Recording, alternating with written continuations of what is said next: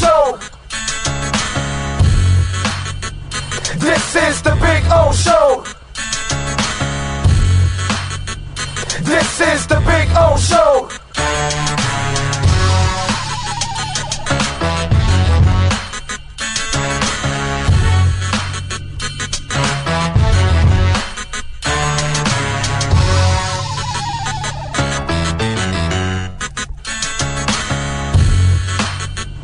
This is the Big O Show.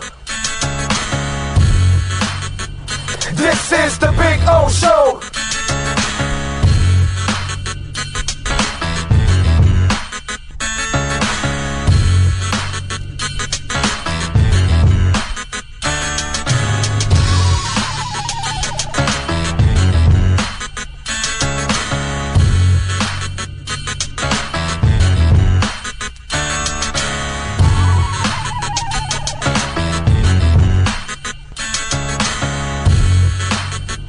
This is the Big O Show.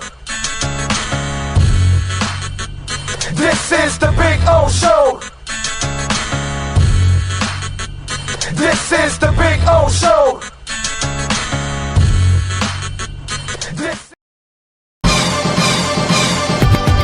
Where can you drive the new 2025 Acura Integra for only $289 a month? There's just one place, Acura of Pembroke Pines, the #1 volume Acura dealer.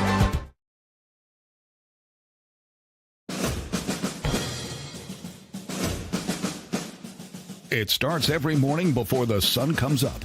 Projects are laid out. Plans are made. Equipment is fueled and loaded with inventory to handle all service requests. Orders are given to an army of skilled landscape maintenance professionals, certified arbor trimmers, irrigation technicians, and licensed pest management experts who fan out to communities and businesses all over South Florida. Experienced, on time, and dependable. Our staff is fully trained, licensed, and insured. Contact us by phone, email, social media, or through our website to answer all your landscape questions. We are Cutter's Edge. Total Landscape Solutions. It's big. It's gigantic. It's the Toyota of Hollywood Super Sale. Over 2,000 Toyotas from just $17,988. Like a Corolla LE, not $24,000, $17,988. Buy with 0% financing, 0 down. Join the fun and get a super deal at Toyota of Hollywood, the #1 volume Toyota dealer on 441 between Hollywood Boulevard and Sheridan Street. Open till midnight.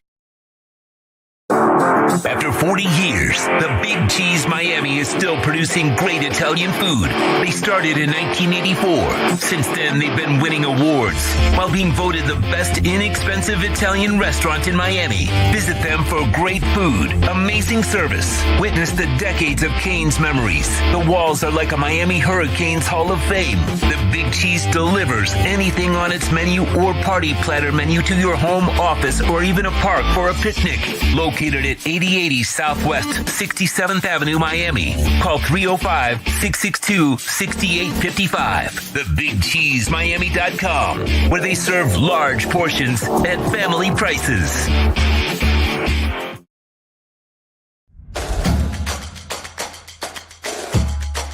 Welcome to Caneswear. New store, new items, same great experience. Family owned and operated since 2010, Caneswear has the latest merchandise from the Miami Hurricanes, Miami Dolphins, Florida Panthers, Inter Miami CF, and more. Come visit us at our store in Davie on University Drive, just south of 595, or online at caneswear.com. Caneswear, the spot Miami fans shop. Before you buy or lease a Honda, Volkswagen, Hyundai, or any other model, compare Subaru, rated #1 in safety at Subaru of Pembroke Pines. Buy with 0.9% financing, 0 down. Forester with symmetrical all-wheel drive, $259 a month. Crosstrek with symmetrical all-wheel drive, $239 a month. During the Subaru A Lot to Love event at Subaru of Pembroke Pines, South Florida's #1 volume Subaru retailer. When it comes to your smile, confidence is so important. At Moody S Dental, they provide the services to get your smile back. This family-run practice prides itself by offering the latest technology to give your family the best experience possible. Moody S Dental has been in business for over 30 years with offices in Hialeah and Plantation. They accept most major dental insurances. They provide free new patient exams, 20% off select treatments. To qualify, please follow us on Instagram at moodys.dental. Moody S Dental has been in business for over 30 years. To schedule an appointment in Hialeah, call 305-821-0231. In Plantation, 954-692-6825. From Invisaligns, dental implants, same-day crowns, and the preventative care and preservation to get your smile back. Go to moodysdental.com to find out more and tell them Big O sent you. Hi, this is Jeff Welt from Welt and Rayom. Dan and I have been in business together for over 22 years. We're not your typical lawyers. When Dan's not working in the office, he's flying his stunt plane. When I'm not in the office, I'm either getting tattooed, bowling, riding a motorcycle, or going to concerts. We might not be your typical attorneys, but we are aggressive attorneys, and we'll do whatever it takes to get you what you deserve. Consultations are always free. Call us anytime, 24/7. Welt and Rayom can help. South Florida, listen carefully. Osmani Garcia with Omega Realty Group is changing the game. He's not just listing homes. He's guaranteeing to sell yours in 30 days or less, or he'll buy it himself. No excuses, no delays, no fine print games. This is real. If you're serious about selling, call 305-440-1990 and see if your home qualifies. Osmani Garcia delivers results. Osmani Garcia, the home of the 30-day sale guaranteed, where guarantees are backed by action. Call now, don't wait. This market won't wait for you. Restrictions apply. Call 305-440-1990.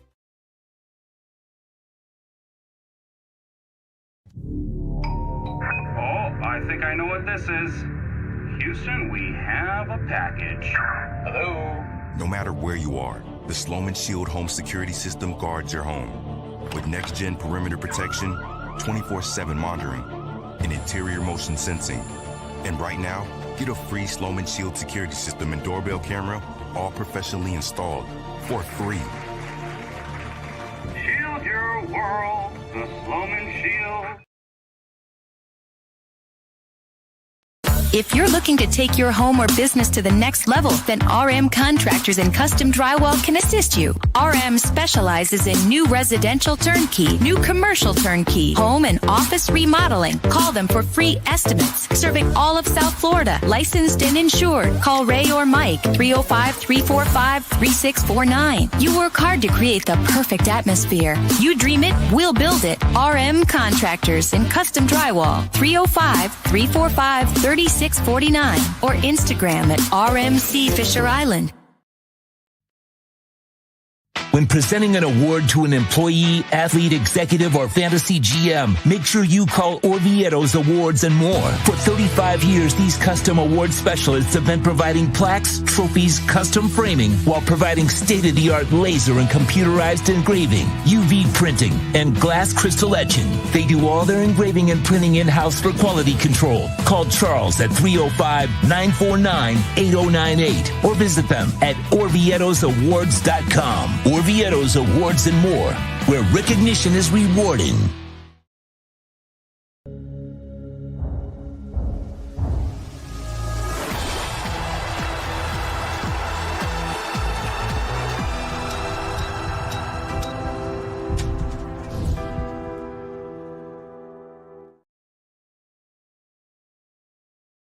South Florida, listen carefully. Osmani Garcia with Omega Realty Group is changing the game. He's not just listing homes. He's guaranteeing to sell yours in 30 days or less, or he'll buy it himself.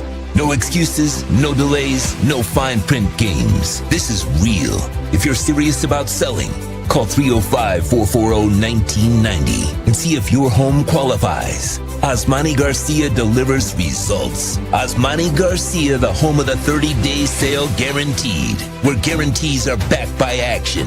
Call now, don't wait. This market won't wait for you. Restrictions apply. Call 305-440-1990. Oh, great. You have a doorbell camera. Now you have a front row seat to your house getting robbed.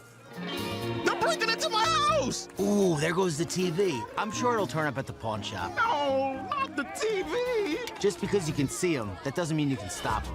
With Slogans, you get 24-hour monitoring, a free home security system, and professional installation. Plus, free doorbell camera, one that'll actually work for you. Get out of my house! Get out of the house! Call 1-800-ALARM-ME.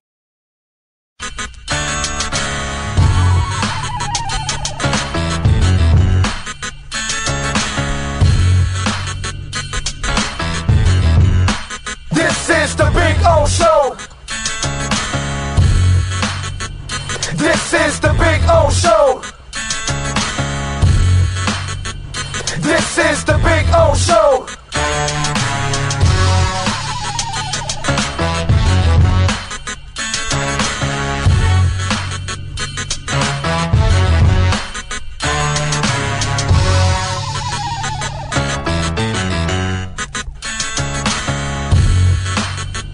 This is the Big O Show.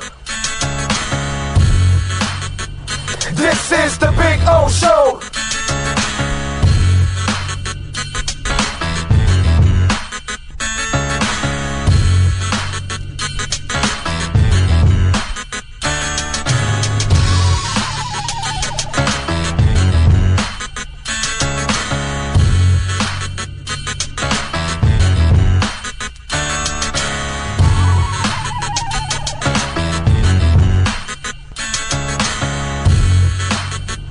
This is the Big O Show. This is the Big O Show. This is the Big O Show. This is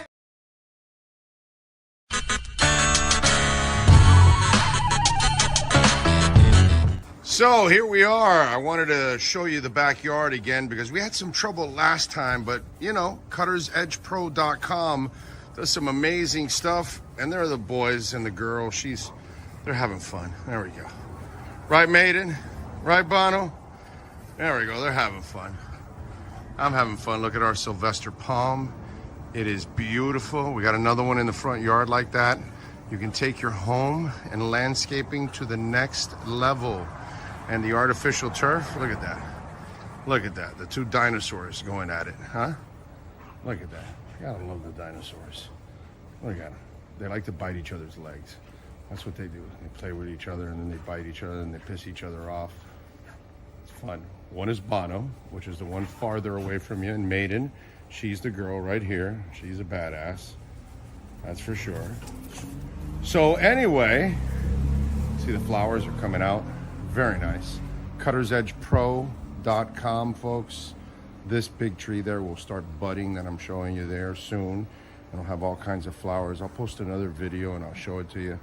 This is a backyard where everybody gets to hang out. Over there in that corner there, I put the barbecue and cook. So that way it's the farthest away from the house, you know. If I light myself on fire or somebody else, we're out in the corner away from everybody. There you go. See, getting some flowers coming out, which is a beautiful thing. And I swear by this artificial turf, it always looks phenomenal. I don't have to cut it.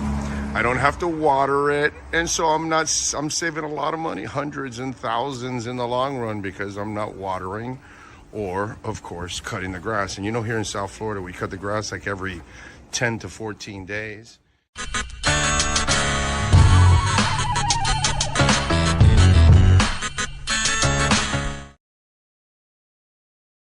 When it comes to your smile, confidence is so important. At Moody S Dental, they provide the services to get your smile back. This family-run practice prides itself by offering the latest technology to give your family the best experience possible. Moody S Dental has been in business for over 30 years with offices in Hialeah and Plantation. They accept most major dental insurances. They provide free new patient exams, 20% off select treatments. To qualify, please follow us on Instagram at moodys.dental. Moody S Dental has been in business for over 30 years. To schedule an appointment in Hialeah, call 305-821-0231 and Plantation. documentation, 954-692-6825. From Invisaligns, dental implants, same-day crowns, and the preventative care and preservation to get your smile back. Go to moodyasdental.com to find out more and tell them Big O sent you. Where can you drive a new Acura ZDX for only $439 a month? There's just one place, Acura of Pembroke Pines, the #1 volume Acura dealer. The viewpoint statements or beliefs expressed on the following program by the host, guests, or callers are not necessarily the opinions of FantasyXS.com, Media Group Inc. ownership, management, sponsors, or website. When it comes to South Florida sports teams, very few in the media have witnessed, lived, and covered it like the Big O. Let's start the program dedicated to your favorite South Florida teams with a passion that's unmatched. The Big O Radio Show is on. Here's the Big O.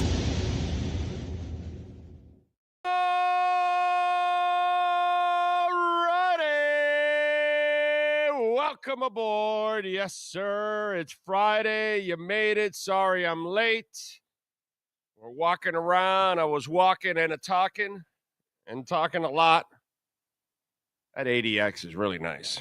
Anyway, get my water down there. We are here at Craig Zinn's Acura of Pembroke Pines. And we'll be out here for a couple of hours having some fun. The one and only David Furones will join us at 10:30. Manny Navarro will join us at 11. So we'll have a little fun with both of them. Obviously, we got a lot of stuff to talk about with Furones. So we'll see because what's it called? We'll see because it's not a good situation going on with Tyreek Hill. Not that he's going anywhere, but you know they are stuck like Chuck. So we'll get his thoughts on the craziness. We will play the 9/11 call for you because that's obviously the latest chapter to this mess. So you can hear it for yourself. Don't forget to please smash the like button, okay? And don't forget, hit the notification bell, subscribe, all those good things. That way you know when we're live, all the way live. Don't even have to walk, don't even have to talk. Just slide, slippity slide. Just forget about your troubles in your 9 to 5. Just say hello. That's what you do. Panthers, by the way, they're sailing. Maybe people are calming down a little bit after back-to-back wins. No, right? Or maybe. Marshawn got on the board. That was good last night. Slow start at the first period, but then it escalated quickly. Yep, they got it. By the way, I officially have, I got to tell you something. I consider myself a chicken biscuit expert. Would you consider me a chicken biscuit expert of Chick-fil-A? He said, it's all I've ever seen you eat, so yes. Okay, so you would say that I am probably an expert. I'm not an expert in a lot of things, okay? Local sports, got that shit down pat. Maybe crypto, a little music. That probably ends right there. I'm a dumbass and everything else. But when it comes to Chick-fil-A chicken biscuits, I don't think there's anybody better than me on telling you who makes the best Chick-fil-A chicken biscuit. But that's really not what it's all about.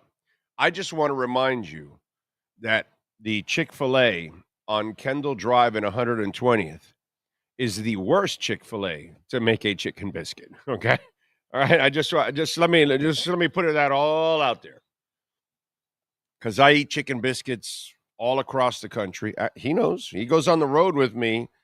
I'm finding a Chick-fil-A, and if it's not that close, it's getting delivered. Seriously, every morning. Ask him. He'll have a chicken biscuit every morning with me. Okay, on the road, and it's a drug for me. It's a sickness. Okay, and now I eat it only. I only eat half the biscuit now. I eat it upside down. I eat the top part of the biscuit and the chicken, like a Pizza's. I don't eat the bottom, so I can cut out that part, that bread. So it's only one bread instead of two. Yes. Wouldn't you be better off cutting out the top part? That's the bigger part. The top part is the smaller part, But it's the and the fluffier part. So yeah.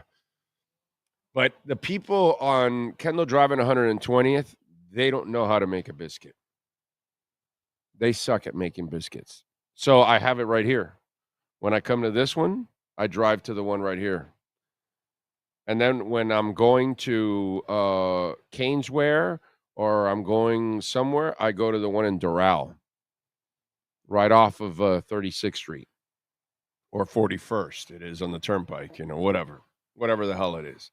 I go to that one just so I can avoid the one on Kendall Drive and 120th. They're really nice people. The service is fine. You can eat a sandwich there. But they suck with the biscuit. So if you know somebody, maybe the manager happens to be a fan of the show. Maybe an employee listens to the show or watches. I doubt it, but there might be a chance. Maybe they can watch this video. Maybe nobody's honest enough to tell them. You people suck at making biscuits. That's all.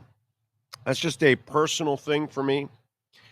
As a person that loves to go to Chick-fil-A, just want to give that one location. You people got to turn up your biscuit game in a big time way. That's all I got to say.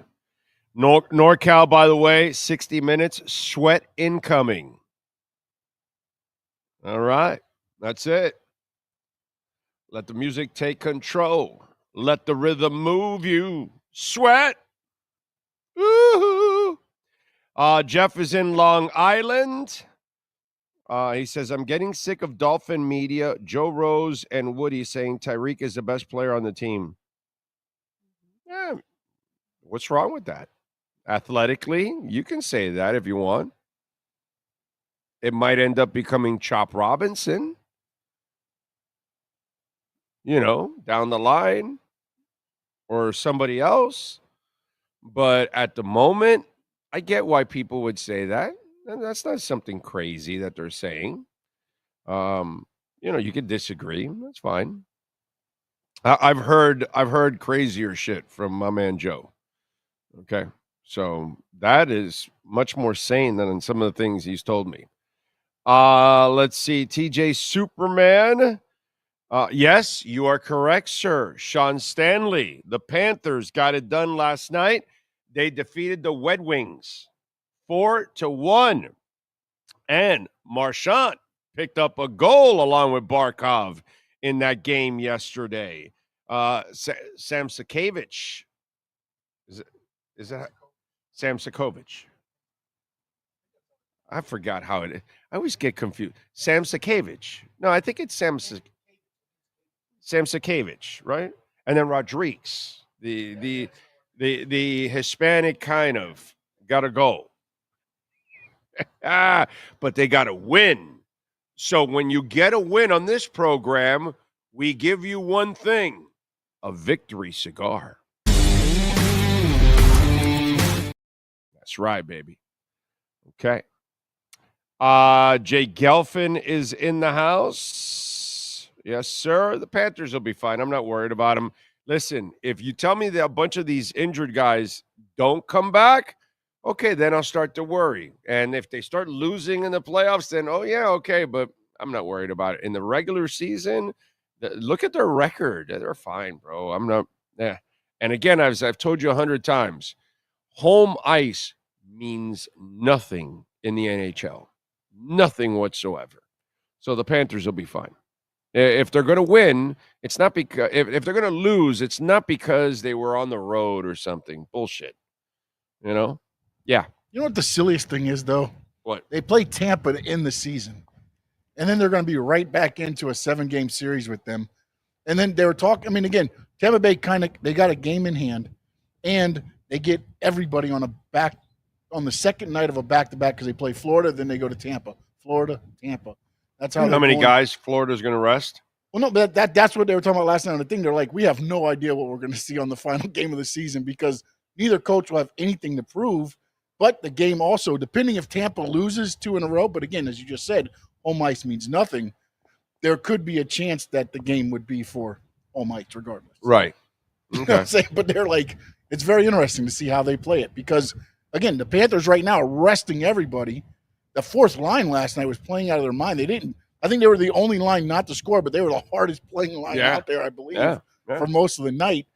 And you look at what they're building up behind them, it almost, again, we need those guys back. But if somebody was to get nicked or something, we got a lot of depth now, a lot of depth. I'm not worried about it as much as, in prior years where it's like, oh, who's going to come in now? It's like they got the lines built up pretty good now. It's just a matter of health.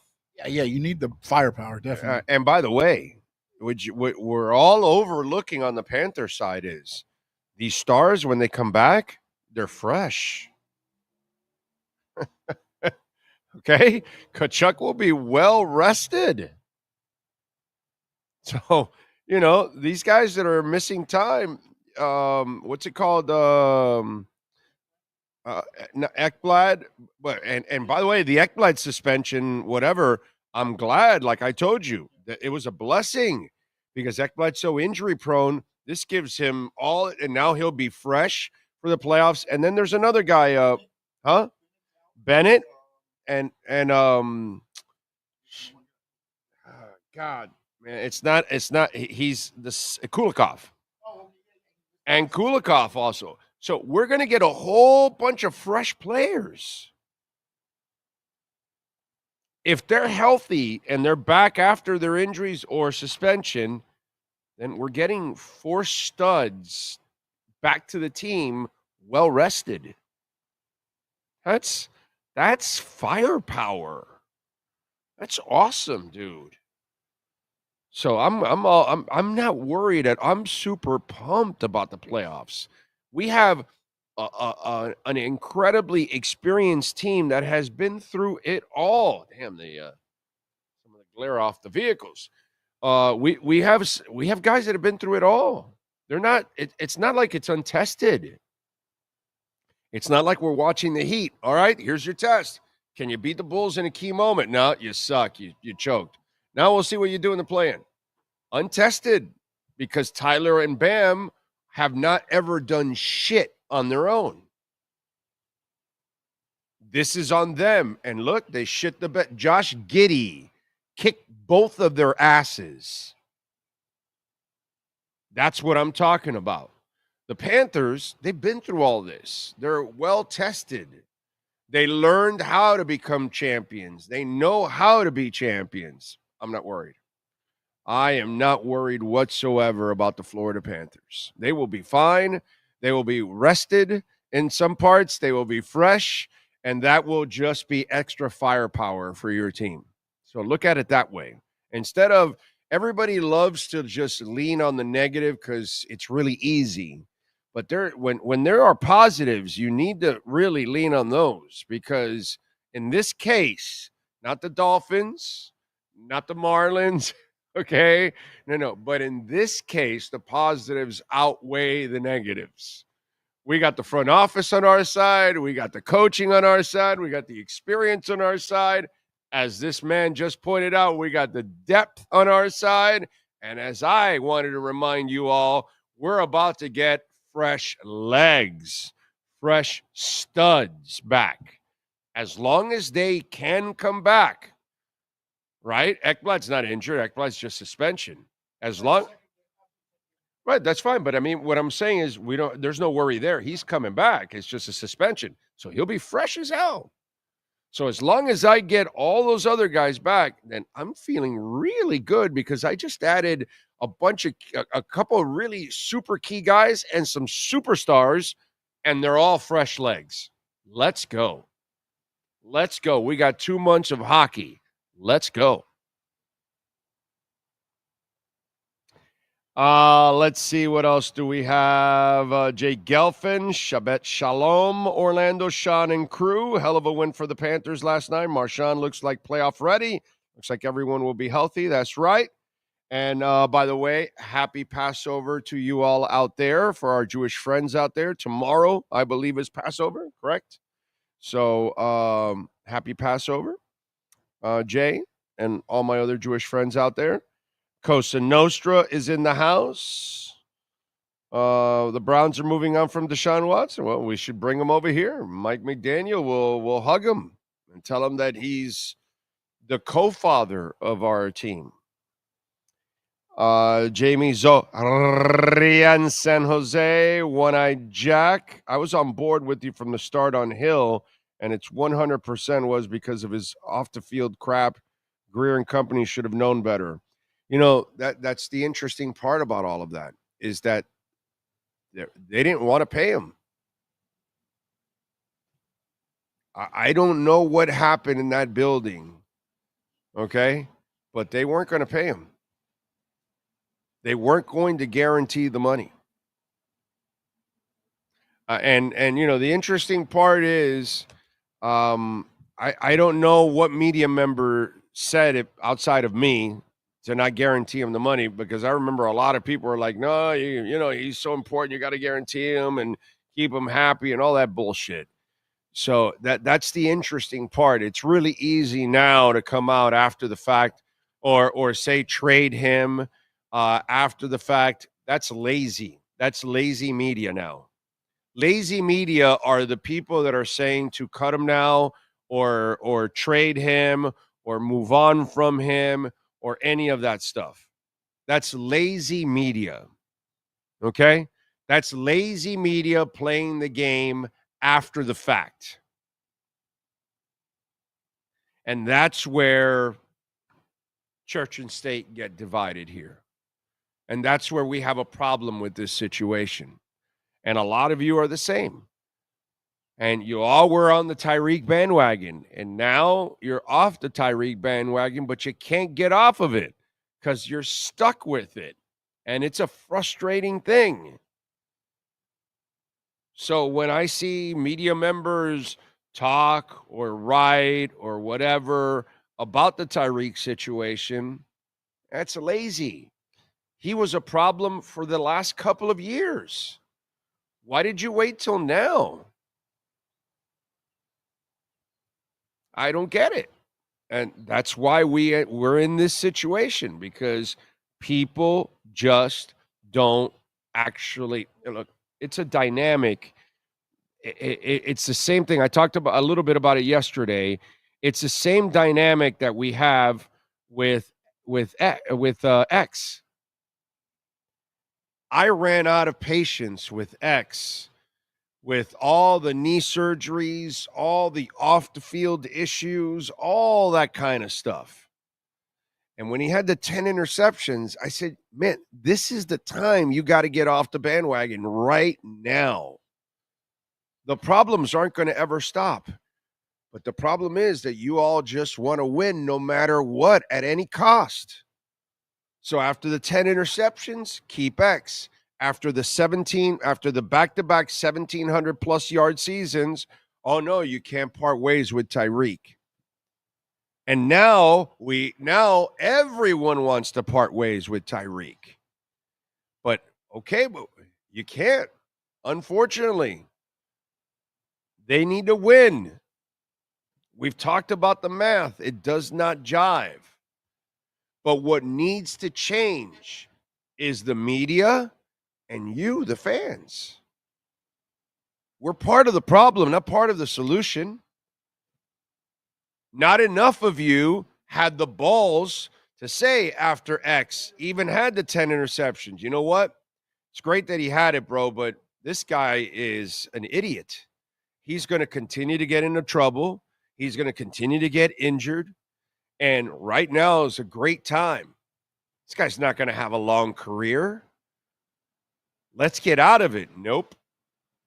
It's too intoxicating. And you are, it's like talent is a drug. And talent is the drug that either takes you to a championship or buries you in the abyss. And some of you out there, you all need to check yourselves. Some of you in the media, you need to check yourselves. It can't be all about winning. It has to also be about the team, about the front office, about the ownership, about the fan base, about the community.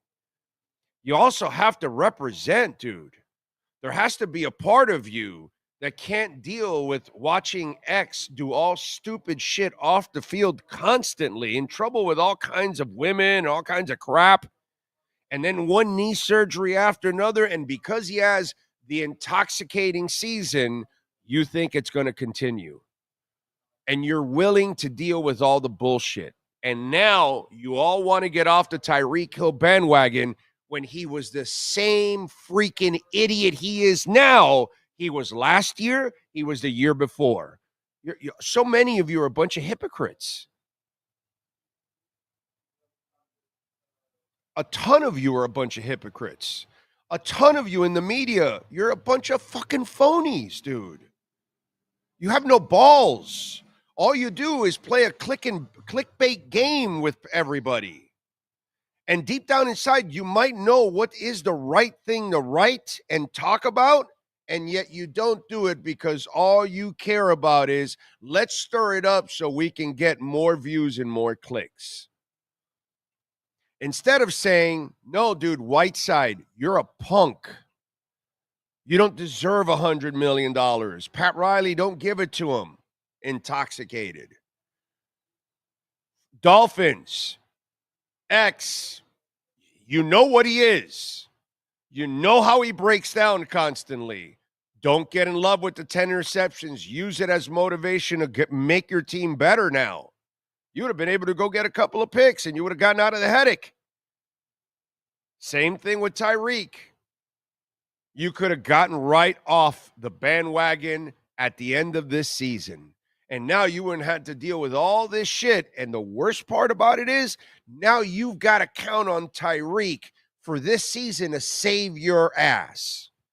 The people in the front office need to count on that loser to keep their jobs.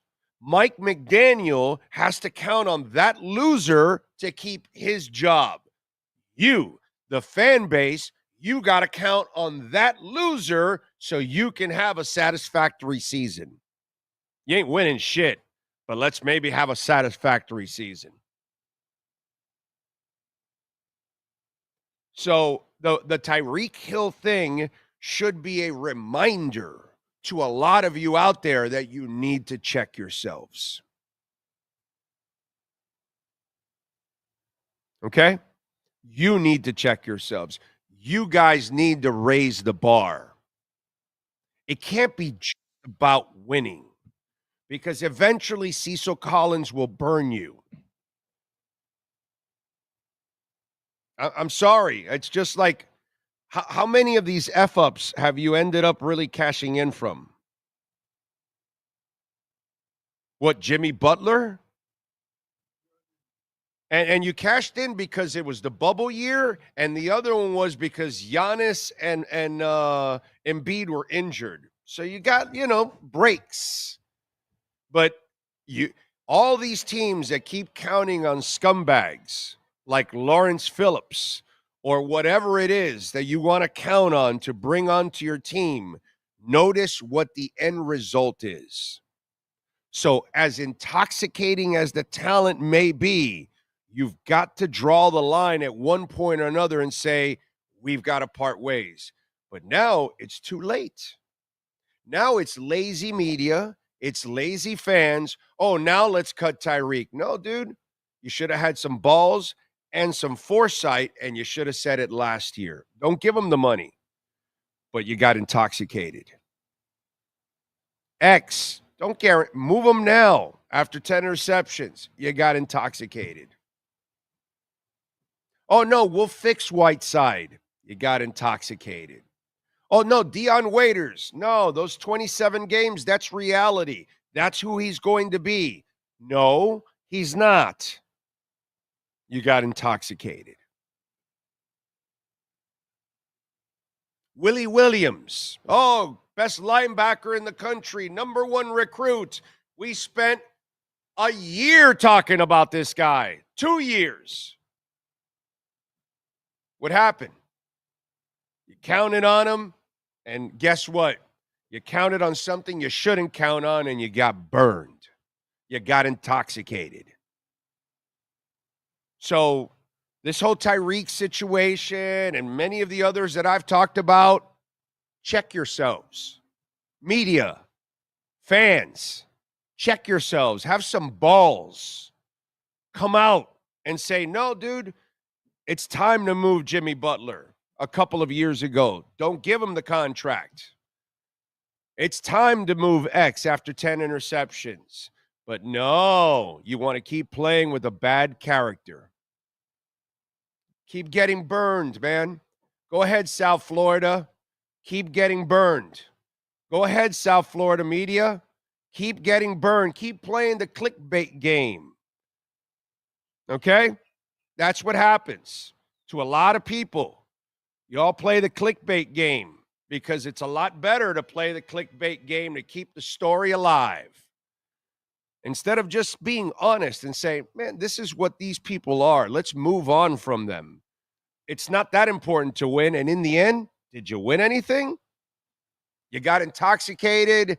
You got doped out. And guess what? Now you end up in rehab and rebuild every single time. Let's go to David Furones and our Welt and Rheaume Miami Dolphins report. All rise, football fans, as the Welt and Rheaume Miami Dolphins report with David Furones is in session. Welt and Rheaume has more than 62 years of litigation experience handling insurance disputes. They are committed to resolving even the toughest insurance claims quickly. Call them for a free consultation. 954-966-4646. Here's Miami Dolphins insider David Furones. Yep. Yeah. There he is, the man, the myth, the legend, the one that gets to cover Tyreek Hill all the time. Isn't it fun, huh? So much fun. I was really looking forward to when this week started to what's the next thing Tyreek Hill can do that I get to cover and talk with Big O about. And it's just it's terrible that people in the Dolphins have to rely on them to keep their jobs. You got to rely on him to be a decent human being and go out and be a professional to actually write about entertaining football instead of stupid drama, right? Fans have to count on a guy that's unreliable in order to have an enjoyable season. Keita can't rely on him to be a good husband. So, it's really tough to be. This is why I have no enthusiasm for this season. None whatsoever. It's not so much that I have no belief whatsoever in Mike McDaniel. He cannot coach, and he'll never, ever lift this team up. But when you have things like this that you have to count on, and, as much as I love Tua the passer, Tua the human being drives me crazy because he makes stupid decisions with his body. It's really hard to look forward to the 2025 season, and this whole Tyreek thing just adds to it, bro. Yeah, and first, let's be clear: no criminal charges in this situation. Police were called. I don't care. Yeah, just to get the facts out there. Dude, on this show, I'm not here to worry about people's feelings, and I don't really care if people get insulted or they get all hot and bothered.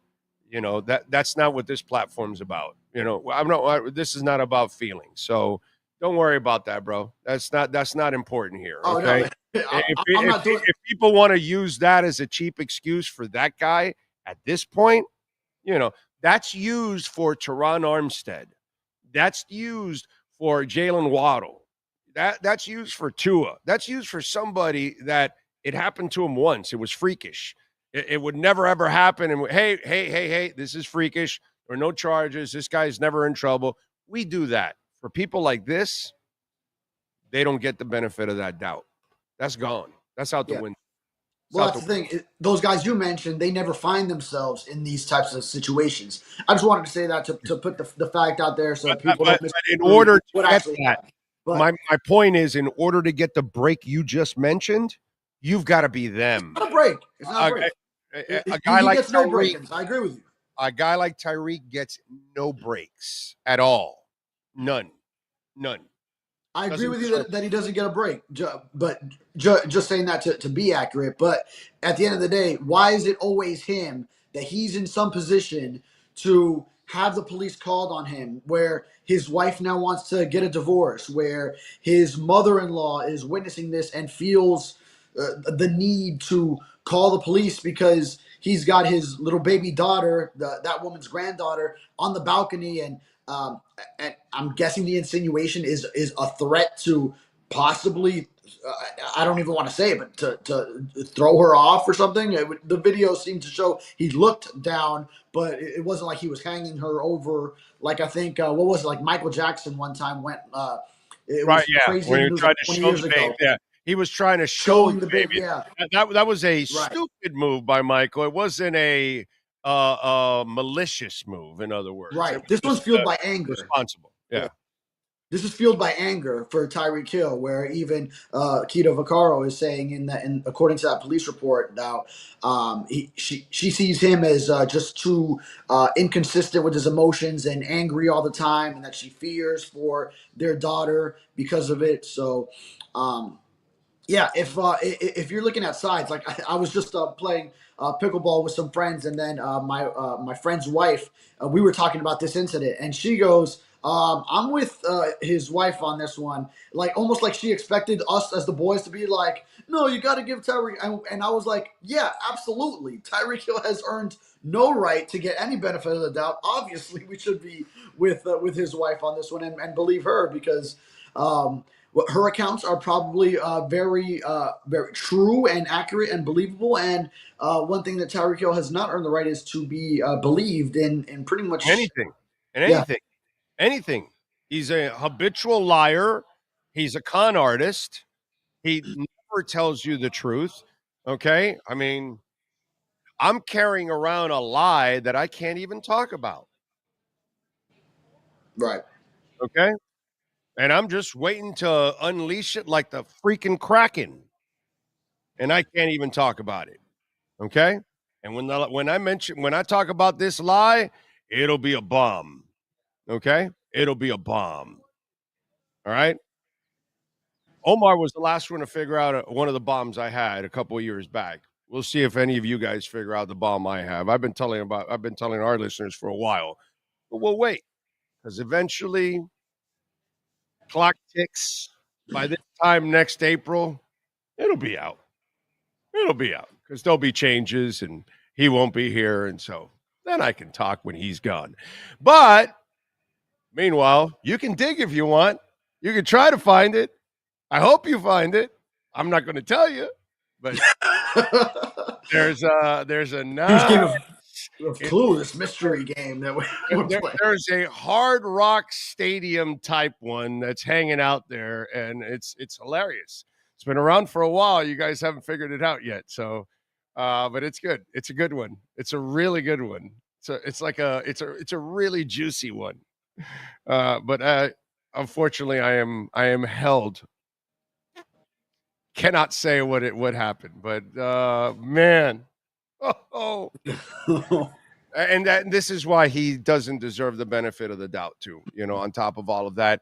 The team pretty much overlooked the quitting stuff, and they moved on and had their conversations and all that stuff. And now, the team said they're not going to have any comment. They're going to have to comment about it the next time there's an availability. And if they do in the free agent things, somebody's going to bring it up in the free agent press conference. Yeah, absolutely. That's why I always, I know, say what you will about Mike McDaniel as a coach, but man, I hate it for him when he always has to answer for every little fucking sorry. Well, no, I can do that here. Every little thing that happens with this team, it's like he has to answer for. Like I was just feeling it during owners meetings because we didn't have Chris Greer on the record to answer about the offseason, about the free agency wave, and then it's kind of like, all right, he has to answer for everything that has happened. And then anytime it's a Tyreek Hill thing, well, like even that same owners meetings press conference, he had 3-4 questions of the first 5 were all about Tyreek Hill, and he's got to answer about Tyreek Hill, a guy who he's supposed to just already have solidified on the roster, one of the better talents on the roster, and just not have to worry about him. But it seems like every single time we hear from them, we got to get caught up on something from Tyreek Hill. And then now, okay, so let me ask you. They literally were just answering on him, and they got to talk about him again. Okay, so and you're right, or we're both wrong on this. Okay, because I agree with you on this, but then I can also say we also may be wrong on this, and we won't know, or maybe you can find out. I can find out. I can tell you for a fact this was going on. There's a part of that building that did not want to pay Tyreek. They were not paying him. Something changed. And something triggered that they were not comfortable with, that they thought, maybe he wasn't going to act straight or he was going to go off the beaten path. But there's a story there for you. If you can figure out who in that building didn't want to pay him, and who in that building convinced who to pay him. And there's a part of me, I don't have any proof whatsoever, all right, David, but there's a part of me that thinks it was Mike McDaniel, the softy, who convinced the front office that, no, I need him, he'll be fine, all that kind of stuff. Because it sounds very Mike McDaniel what happened, because I can tell you for a fact, there was a strong faction in that building that did not want to guarantee Tyreek the money. And now they're screwed because they would have been freed of him at the end of last season. Now they have to carry him this year. They have no choice. As you know, you know the math. It would put them behind the 8. It would guarantee them getting fired. Even though there's a good chance they're going to get fired, because to count on that guy is crazy. But they have no choice. They have to go to hell with him, whether they like it or not. So the very interesting story here is to find out who are the people that really didn't want to pay Tyreek and who the hell convinced who that, no, they should guarantee him that money. That's the story here on that one. Yeah, and pure speculation, but it would fall in line with past behavior, history. It would be because Mike McDaniel was the one who, and this one we did get confirmed in the media, who did get or convinced the front office to give Tua the contract extension. So, so I mean, yeah, it would fall in line with his line of thinking. He's very pro player. He is on the player side. So, yeah, in those instances, he does take the players' end of things, and but then. Also on Chris Greer, then if your head coach is coming to you, then you have to make a decision and be that adult in the room and not give him everything that he wants too. So yeah, right. So there's two sides of it where, yes, I mean, if the person who wanted it is Mike McDaniel, then that is certainly something to chastise him over. But then also as Chris Greer, your head coach comes to you and yeah, you can take some feedback and hear some of his input, but at the end of the day, you have to draw the line and make the decision and not let him basically run everything and then run everything vicariously through you. Yeah. At the end of the day. Listen, as much as I like Chris Greer and Reggie McKenzie and Marvin Allen, I know McKenzie's gone now. And I actually like a lot of the personnel decisions that they've made, but where I can't defend them is all their coaching mistakes from Flo till now. And because both coaches have had problems with their assistant coaches and all those turnovers, that has forced you to turn over talent also. Talent that should have stayed here and never left, which you would be a much better team with Minkah Fitzpatrick and Rob Hunt in here. You know what I'm saying? Just those are two minor examples over the years. But when you have changes from one coach to another, And here comes Mike McDaniel, and he says, no, I don't need Mac Hollins. Well, you're an idiot. You do need Mac Hollins, but whatever. It's just kind of, these are the things that will burn you forever as a team. And as you continue to change coaches, that ruins you as in a front office, because all of a sudden the next guy comes in and says, no, I don't need that guy, even though he's a good player. No, we'll get this guy instead or something. And it's just, notice how all the changes of coaches have really led to some of the turnovers of players. And then here we go. Here's where you're at. And guess who you blame? You have to blame the front office for the coaches who can't complete their coaching staffs. You know what I mean? And you have to blame the front office, unfortunately, for giving into some of the coach's demands. Sometimes you're going to have to tell a coach, no, dude, that I don't like that player. We're going to take this one. He's a better player and fits what you do. Okay? This is my job. We're going here. And no, I'm not paying this guy because you need to keep him in line. You want me to pay him? I'll pay him next year if you keep him in line. That's what you're supposed to do with your head coach. You know what I mean? There has to be a give and take. And I think at times the front office has been too giving. And they have appeased, in other words, their coaches a little too much. Good word, Vigo. Good word right there. Yeah. Appeased. Yeah. You got to sit down with Flo and say, hey, man. Okay, there's no woman around. Hey, find a fucking way to make it happen with Minkah Fitzpatrick. What do you want me to do? Trade one of the 5 best safeties in the league? Fuck you. That's what I would have told Flo. I would have said, you need to grow up as a head coach. You need to have better people skills. Okay, that guy's a hell of a player. Make sure you keep him here as a hell of a player. I'd rather get rid of him than you. You than him. That's what I would have done as a GM, because I'll give you a little inside story. Joe Philbin did that every week to the front office. Every week he'd walk in and tell the front office, Ireland, whoever was in there, he'd tell them, I can't coach this player. You got to get rid of him. And it got to the point where Ireland and the company told them, you need to learn how to deal with other personalities that aren't perfect. You've got to learn we cannot get rid of all the people you want to get rid of. We'll never have a football team. They told Joe Philbin that.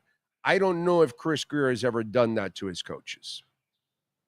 And then Mike McDaniel's kind of almost on the opposite extreme of he wants to make everything work. So here you have with the Tyreek Hill situation where, Right. all right, you got your productive years out of him to start, but you also saw firsthand all the other things that are entailed by having Tyreek Hill on your roster, all the off-field distractions, all the incidents, and then you had your out. You could have easily, and sure, they might say, yeah, they still have an out, but it's much more challenging the way it is right now. But you had your way out if you just didn't guarantee him all that money. And then where it kind of, you mentioned all those other coaches where they don't want to work with that personality. It's almost like Mike McDaniel. I think he wants to try to make everything work. That's one of his lasting, like a deadly sin for him. Is just he wants to always give it the benefit of the doubt and try to make it work. When Tyreek Hill has proven he's just a toxic personality that is not feasible to work with, and for the talent that he is, it shows that the Kansas City Chiefs won back-to-back Super Bowls once he was gone, and then made another one. So 3 Super Bowl appearances, 2 titles since he was gone. Had more success without him than with him.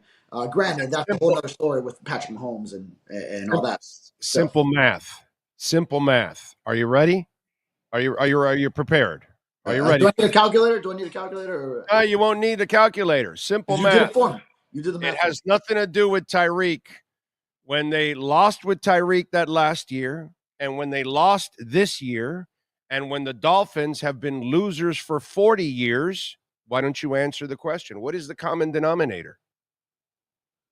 Of how many years? Of the past? Again, the last year Kansas City was in the Super Bowl with Tyreek, they got their asses handed to them. This year, they got their asses handed to them. For 40 years, the Miami Dolphins get their asses handed to them. What is it for 40 years that Miami can't get right, yet Kansas City in the last couple of years didn't get it right for 2? All the other ones, they got it right. What is the common denominator? The O-line. Thank you. The big O-line. It has nothing to do with Tyreek Hill. You can win with Phil McConkey and Mark Ingram as your wide receivers. Brandon Stokely can be your number 1 when really it's the tight end and Jamal Lewis. But we're defense, your offensive line, your running game, you have that. The receivers interchangeable. Yeah, you need receivers, but do you need receivers more than you need an offensive line? No. Shit, look at those early Patriots teams when it was like Deion Branch and David Givens. Troy Glenn. No, not Troy. No, not Troy Glenn. Troy Brown. Terry Glenn, I'm thinking of. But Troy Brown. Troy Brown. Yeah. Troy Brown was a special teams receiver. That was your number 1 receiver. The Tennessee Titans, okay, were led by Kevin Dyson as their number 1 wide receiver, okay?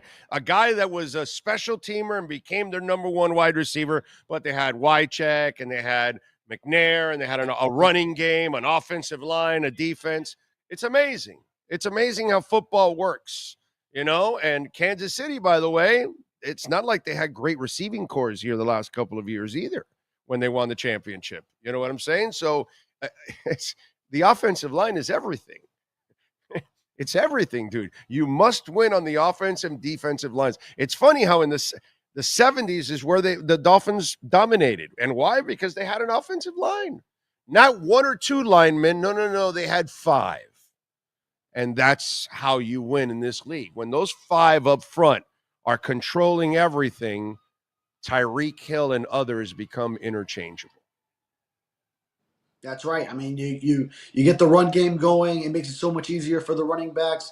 You're not dependent on the running back creating something when there isn't something there. The O-line just takes care of that for you. The pass protection is there. You give your quarterback time to read the defense and make plays, even if it has to be off schedule. You think you're playing cover 2 against? You think you're playing cover 2 against the Ravens? No, because they're going to kill you with the run. And anybody that can run, you've got to bring that safety up. That linebacker is on his toes, not on his heels. With the Dolphins, you're facing their offense. You're always on your heels because you don't have to worry about the run. And that's what this guy doesn't get. It's funny that the guy that was the run coordinator doesn't get that he has to run here first. That would make Tua better. That would make everything better. Meanwhile, here's Kyle Lowry coming by. All right. We have a garbage truck. A garbage truck. I saw it in the reflection behind you. Yeah. That's Kyle Lowry. He visits our show 2 Fridays a month when we're out. He's kind enough. I listen, I think it's really nice that Kyle Lowry takes the time to make an appearance on our show twice a month. I mean, good improv, Big O. It happens right in front of you, and then you come up with it just like that. Well, it's old. That's a running joke on this show already. It just happens with you this time here, but normally, like when people are watching the show, they know that that's Kyle Lowry when it comes by on the show there. All right, so are you staked out? Is it like you, Perkins, and Hyde taking 8 hours each at Tyreek's house and following him around? How is the Sun Sentinel following Tyreek Hill and watching to see where he gets in trouble next? Yeah, not to that extent. And luckily, we also have a news team, so we do get a lot of help. You're going to need it, bro. You're going to need it. Do you guys have a helicopter? Because that might be the best thing to follow Tyreek around with, Oh, yeah. We might have to make that investment like Channel 7 had that helicopter over the fire at his other home. And, boy, it really is just something all the time. I mean, I did put out a tweet of, like, when was the last time there was 2 months where there was no issue, no drama from Tyreek Hill. And I really think, I mean, you could probably bridge it together where there's every 2 months there's something happening, something that you got to talk. I remember last offseason, so many of our shows of the segments I did with you were just about Tyreek Hill during the downtime in like before training camp and all this, and then they still ended up giving him all those guarantees. It'll be what ultimately I think is the downfall. This is all self-inflicted. It is. It is. That's the worst part about the whole Tyreek situation. This is all self-inflicted. You had an easy decision last year. You didn't have to guarantee him the money. That was the best way to keep him in line, because if he's stupid enough to understand that he's a free agent at the end of the year and he's going to act off, then he won't get any money from anybody else. So behave. That might have been the best way, and you didn't do it. And now, see, the problem is with these kind of people, if you keep rewarding this behavior, they never end up learning. That's the problem. You know what I mean? And so Adam Gase acts like a complete asshole here. Okay? I mean, he is a genius. He invented social distancing even before the pandemic ever happened. So he knew what was coming. So I give him always credit for that. But he does everything wrong here. He has no people skills. And how is he rewarded by this? Does the league fire him, and does he go as an assistant coach somewhere and try to work his? Nope.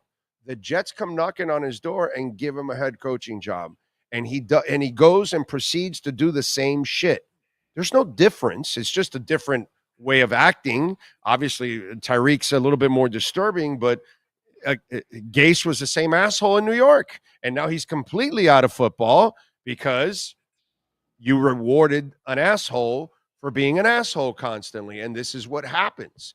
And if Whiteside's immature, well, giving him $100 million isn't going to make him mature, dude. You know?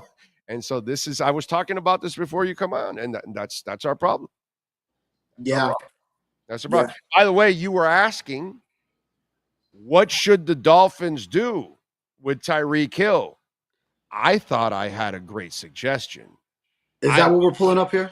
Sean, you should show it to the folks there. I mean, that's what I said. Introduce them to Britney Spears. I mean, you got to admit, that would make it fun, Tyreek and Britney together.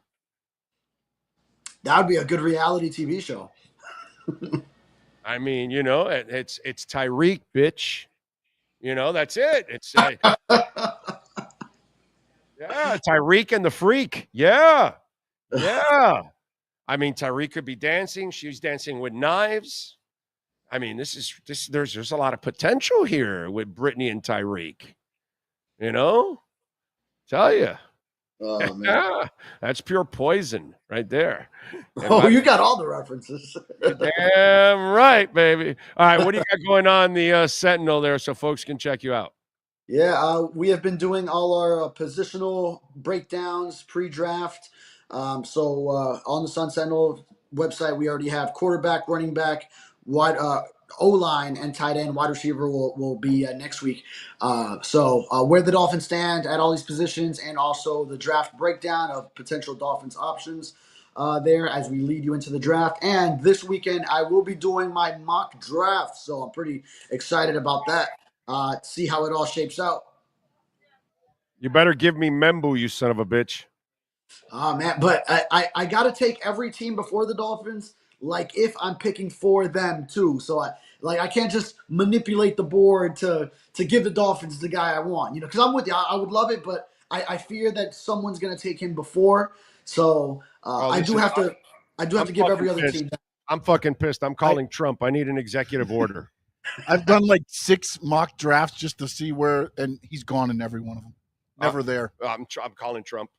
Yeah, so it's going to be tough to keep him around. I'd really have to manipulate it specifically to give the Dolphins Membo if it were going to work out. I'm calling Trump. I'm going to get an executive order that Membu must be taken by the Dolphins in 13, and nobody can touch him for the first 12 picks. And Membu to Miami, and I want it. I want the orange man showing it. Are you trying to trade up if you have to? No. I get an executive order. I don't need shit. Okay. All right. Executive order is what I want. I didn't know you had it. So, orange man, let's go, orangutan. Produce it. I need Membu at 13. I don't want anybody else taking him. All right. He's going to be Aqua and Orange, man, at the end of this. Yeah, stop attacking islands with seals and stuff.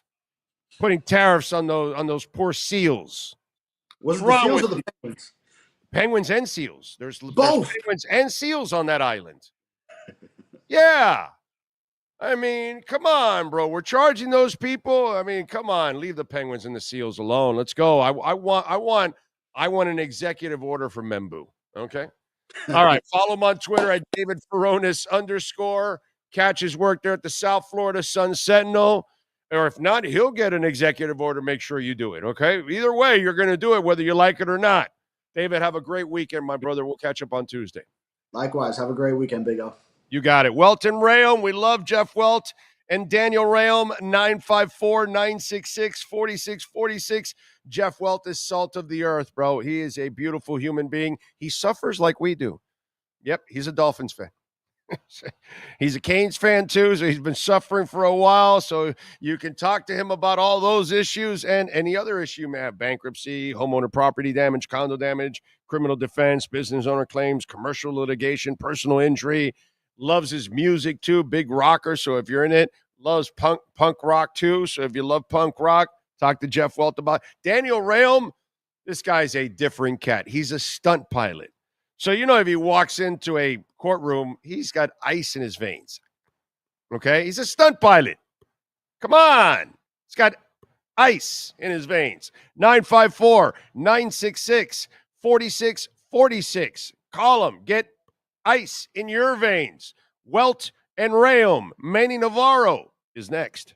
This has been another session of the Welt and Rayom Miami Dolphins Report with David Furones. At Welt and Rayom, they don't get paid unless you win. They handle complex personal injury claims caused by the fault of another in both state and federal courts. They handle auto, trucking, motorcycle slip and fall, and bicycle accidents. Call 954-966-4646. Welt and Rayom can help.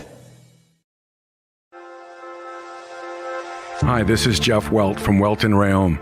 Dan and I have been in business together for over 22 years. We're not your typical lawyers. When Dan's not working in the office, he's flying his stunt plane.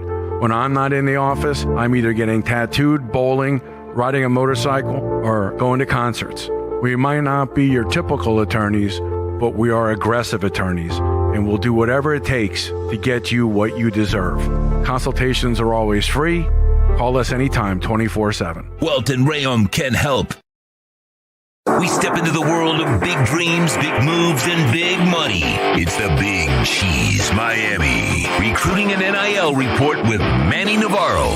After 40 years, the Big Cheese remains dedicated to serving the finest Italian dinners, pizza, pasta, subs, and salads. All of their pasta is imported from Italy and cooked fresh every day. Visit BigCheeseMiami.com. Now, let's find out who's the Big Cheese the Miami Hurricanes are working on with insider Manny Navarro. All right. Every time I have this segment, it inspires me. I think I'll go with the wife tomorrow to Big Cheese, 8080 Southwest 67th Avenue. I haven't had a little baked ziti in a while with a little chicken. So good. And get those garlic rolls going. How you feeling, Manny? You feeling good? Feeling good. Oh, just busy time of year, you know, between transfer portal reopening soon and my daughter's soccer and everything else going on in my life, brother. It's you know, it's a good time, busy time. Yeah, and by the way, basketball busy right now. Yep. They hire a new coach. Talk to me a little bit about Andrew. Yeah, I ended up hiring Moran from Columbus, who's obviously built a tremendous squad down there. Won the national championship, was the national coach of the year, won multiple state championships over there, about 4 consecutive with the Boozer brothers. And so now Jai Lucas is looking to strengthen his staff, bring in a guy who obviously a local guy who has had a lot of success and can help him recruit, right? Be a director of player development for him. So, you know, and obviously the overtones there. Well, is he going to be able to bring the Bruiser brothers to South Florida? Is he a thief? Is he a thief? Can he pull it off? Right. Yes. I would say this. I would say I don't expect it to happen in year one. Okay, meaning I think the Boozer brothers will be at Duke as expected this fall, at least according to someone that I spoke to just this morning. But I do By the think. way, am I reading into this like one Boozer could be a one and done, but the other one really probably isn't a one and done, so that could keep the other one around for an extra year because he loves his brother and he'll make a lot of money in NIL. Somebody told me that. Is there any truth to that? Because I don't know enough about this shit. I don't watch the kids. Yes. One of the bigger Boozer is the better talent. Okay. The big man. The guard is also very, very good too. They're both very good players, but I think ultimately here this is a situation where the older Boozer, or not the older Boozer, the bigger Boozer is going to be the guy who's probably the NBA, first rounder, lottery type pick. And the younger brother is a guy who could probably be a first rounder too if he continues to develop, but is obviously the smaller player, the guard, and there's a lot more of those guys than there are big men who can play the way the older Boozer does. Yeah, it almost reminds me of it's like the Cavender twins. Mm-hmm. They're not as good looking as the Cavender twins, but one Cavender was better than the other. One Boozer is better than the other. It's just kind of the way it goes, right? I mean, that's Haley was better than Hannah, right? I think that's how it goes, right? Right. I mean, listen, they're both elite guys, but I think Cameron, 6'9", power forward, that's the guy that everybody wanted. Caden is very, very good. I think, again, I think in the Cavender twin situation, one sister was clearly better than the other. I think in this one, There's not that much of a gap. Okay. Right. Like Caden is, I think, just as talented, but he's a guard, and there's the other, he's a 6'5" guard. The other guy's a 6'9" power forward. There's more value in being a 6'9" power forward. That's all. Yeah, definitely. I can see that. But it's interesting how you put it, like 1 year, but then the second year you could get him to come here. And obviously it all depends on what Miami does in the first year under Jai Lucas. If they can actually turn things around like right away. I know Columbus had the third guy there. I don't know his name now. Is he a possible recruit for the University of Miami? Is he good enough? I'm not. I don't follow. Honestly, I couldn't tell you either. Because I know there's a third guy there. I forgot the kid's well, name. they were tremendous. They were a tremendous squad. Obviously, went 30-3 and played in the national championship. I think you're talking about. I don't know the name, but I know there is a legit third guy there. But I think they're all underclassmen, to be honest. Okay.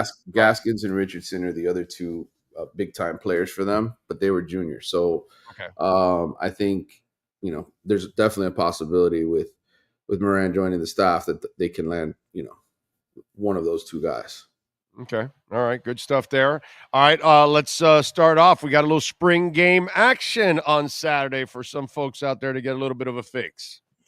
Yeah, only 5,500 people, I guess, will be able to actually watch the Hurricane spring game because it's not on television this year. Mario Cristobal made sure of that. A lot of coaches nowadays are obviously the paranoia of who you're going to come and get. If you see one of my talented backups, are you going to come in and try to steal one of those guys? And so I think there's a lot of frustration with that across coaches, with coaches across college football. But I think for me, tomorrow, I think what I want to see is how good do the freshman receivers look, right? We've heard a lot about how talented Miami's freshmen are. Will Baby Jesus play like Baby Jesus, when he's playing in the spring game? I'm talking about Malachi Nelson. Right. Will the rest of the guys that just got here, the transfers, especially in the secondary, are they going to look the part? I've heard a lot about Xavier Lucas and just how talented he is at the cornerback position. I want to see how he does. Is he a number one guy who's ready to take over there? So to me, those are some of the storylines from the game tomorrow. Shit, dude, what was I gonna? Man, I was gonna ask you something about the damn spring game. Oh yes, Deion Sanders. Mm-hmm. He is doing something that has never been done before. I don't know if he finally scheduled it, but I think he did, where he's going to have a scrimmage against another team instead. No, he wasn't able to. He wasn't? He was not. He was pushing to try to do that by getting Syracuse. Yeah, their petition didn't pass through. He wanted to play against Syracuse, right? But that's listen. Ideally, you can't. That's illegal or something. They don't allow that. The NCAA didn't allow it. Right. Correct. So why?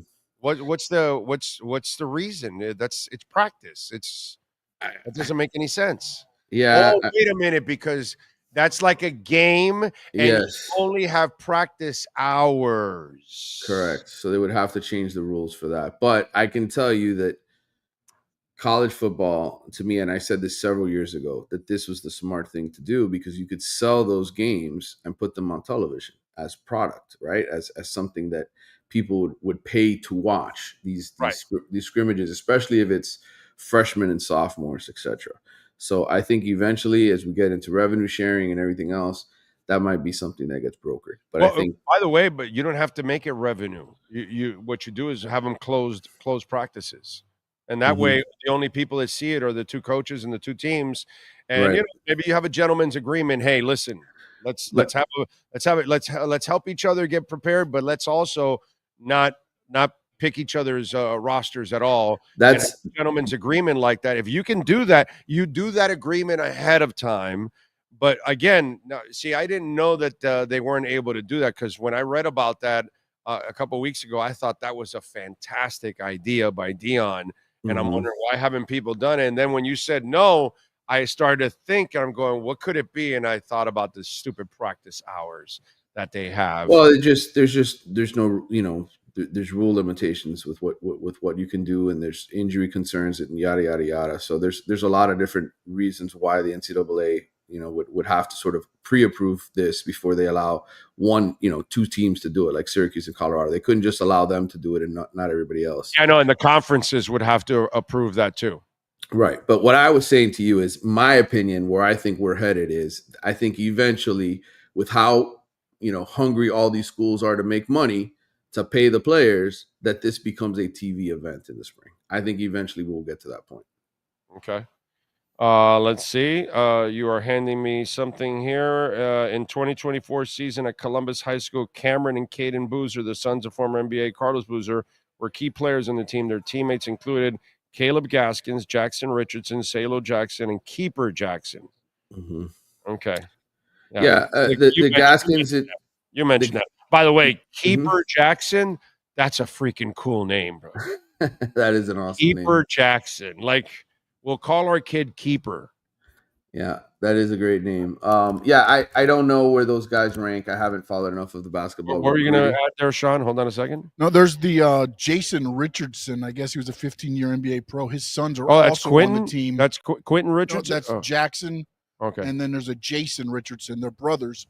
They're not twins, but they're also on the team, and their father. Oh, so they're the next brother combination for next year. I guess the brother came off the bench this year, Jason. Wow. Okay. I didn't know that either. Did you know that they had a brother combination for next year? I did not know. You're teaching me now. Yeah. No, I don't follow. Dude, I can't follow high school football. I mean basketball. There's no way. I got to have a life. You know what I'm saying? There's got to be something for me to do out there. All right, so give me recruits that are going to be at this spring game that the fans should know about. Yeah, there's a lot of them. Tristan Keys is a 5-star wide receiver who's been committed to LSU for a while. He will be down for the spring game, at least among the people that Miami thinks will be here. Jace Matthews, another big-time receiver. Kendall Gervil, kid out of the Fort Myers area, top defensive lineman. You're going to have several Miami commits. Joel Irvin, Javian Mallory, the running back from West Boca Raton, who was a big pickup for them.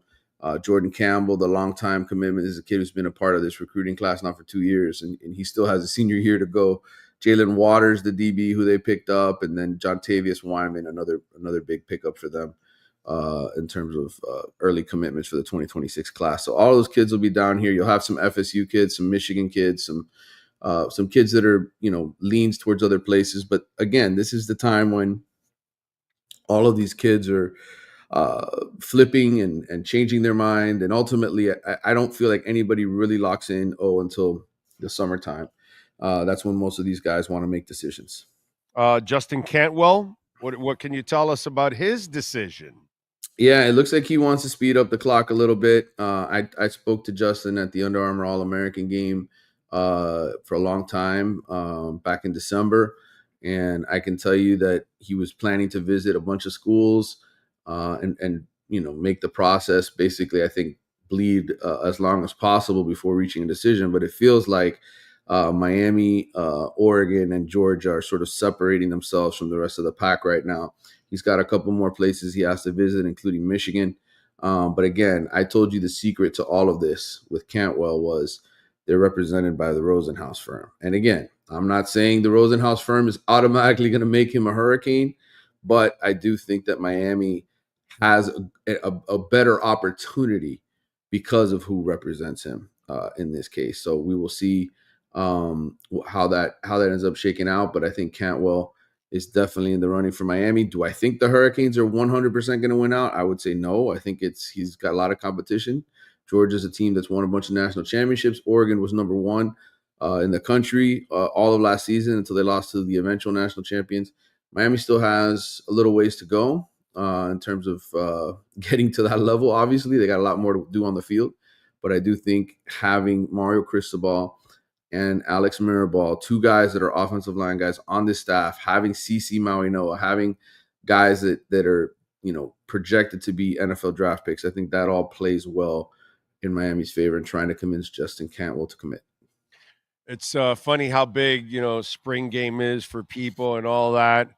And it's interesting that it's become much bigger than what it really is, what it should be over the last couple of decades when Miami really hasn't been anything special. But when they were winning national championships in the 80s and the 90s and even challenging all the way up to 2001, at no time did we ever really give a shit about a spring game.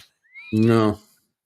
And again, I think a lot of this, though, is a product of the media. There's a lot more people that are specialty websites, right? Like you have the inside they use somehow. Yeah, I know. They gotta fill the stuff. And to be honest, like I told my readers at The Athletic, I'm like, listen, there's so many guys that have surgery. There's so many guys, like Carson Beck's not even out there. What can you honestly gauge on the offense?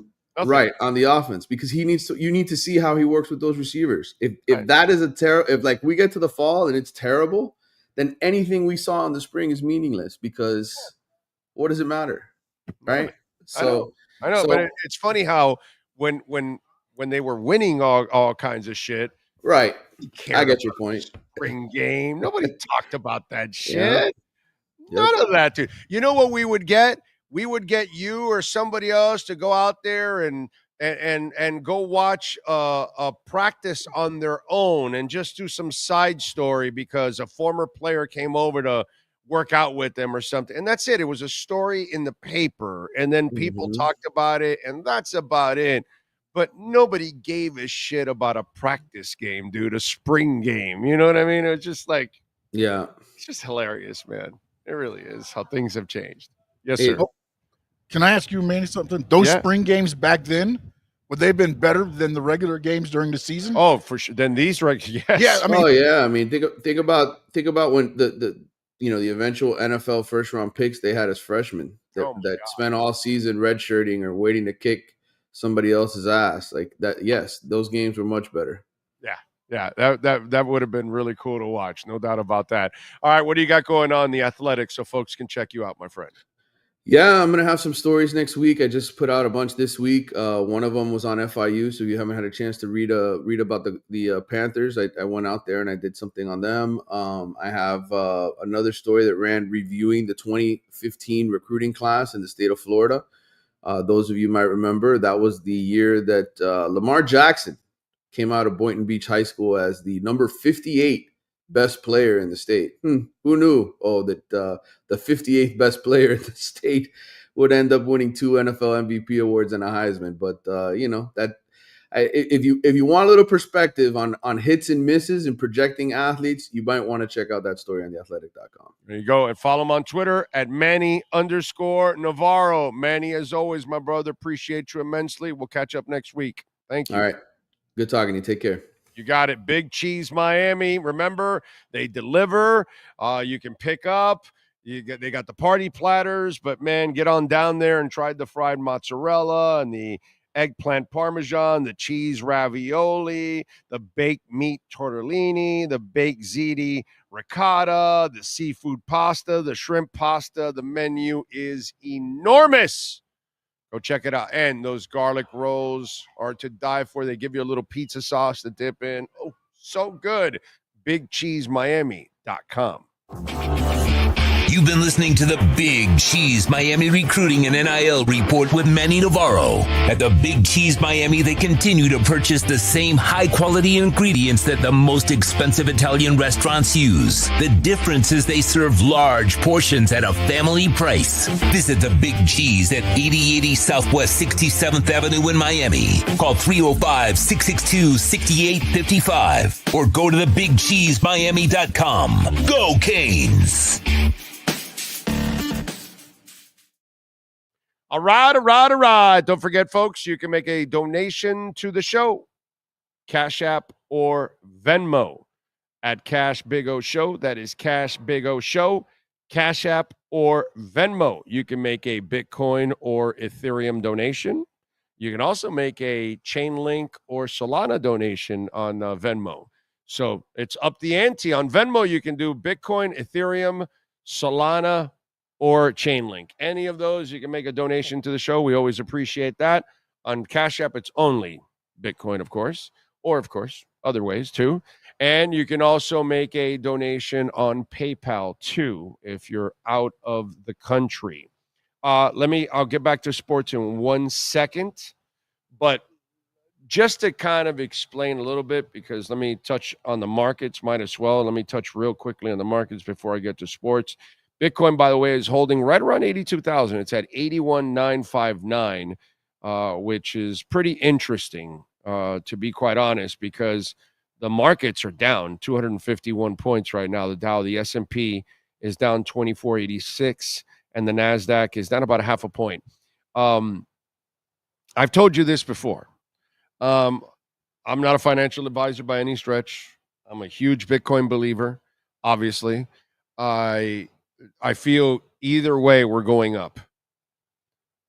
I want you to think about this. Bitcoin right now is hovering at $82,000. Okay? 16 years ago, it started off 8 digits behind zero. Wasn't even a penny. 16 years ago. We are now at 82,000, have hit a high of 108, which will easily pass soon enough. Bitcoin, from 8 digits behind zero to the 80s now, okay, survives wars, pandemic, inflation, recession, good economy, bad economy, tariff and trade wars, Obama, Trump, and Biden.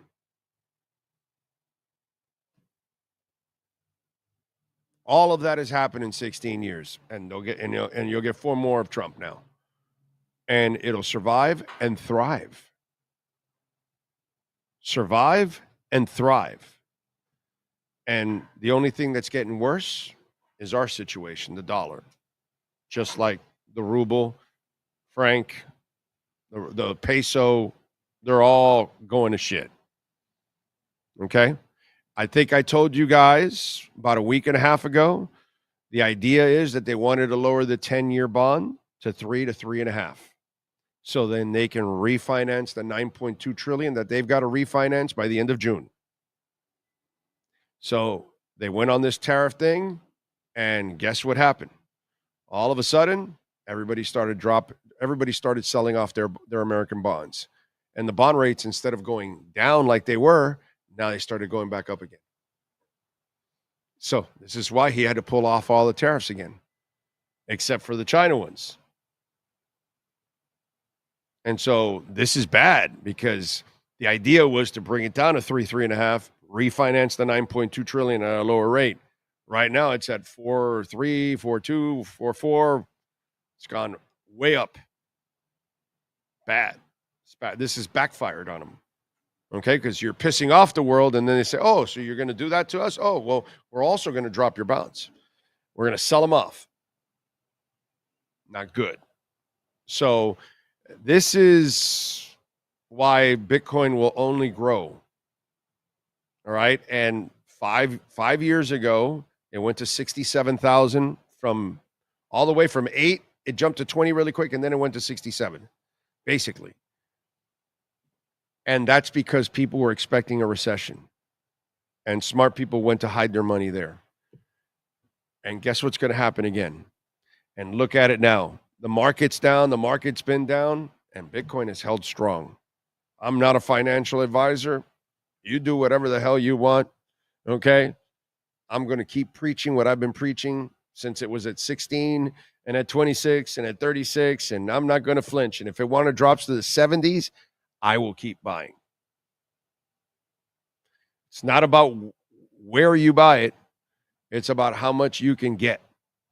Whether you bought it at 16 or at 46 or at 86 or 106, while it's at a reasonable number, which that is reasonable, when it gets to $500,000 and $1 million and $2 million and $3 million, it will not be reasonable. The slivers that you're buying are so small, it's not worth it.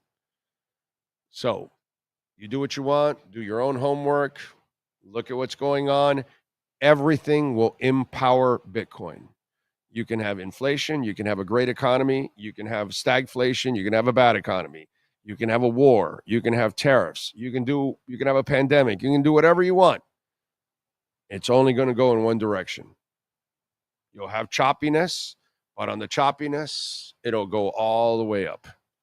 So, just there you go. That's your crypto segment there. Enjoy and do your homework. All right. Amazon stock is basically at what I paid for it 5 years ago. Well, Bitcoin is not. And if you hold Bitcoin for 5 more years, it's going to be at 800,000, not at 80,000. Yes, sir. Yeah, I'm good. I'm done with the crypto. Yeah. Did you see the story with the Tennessee quarterback? No. They're negotiating the NIL.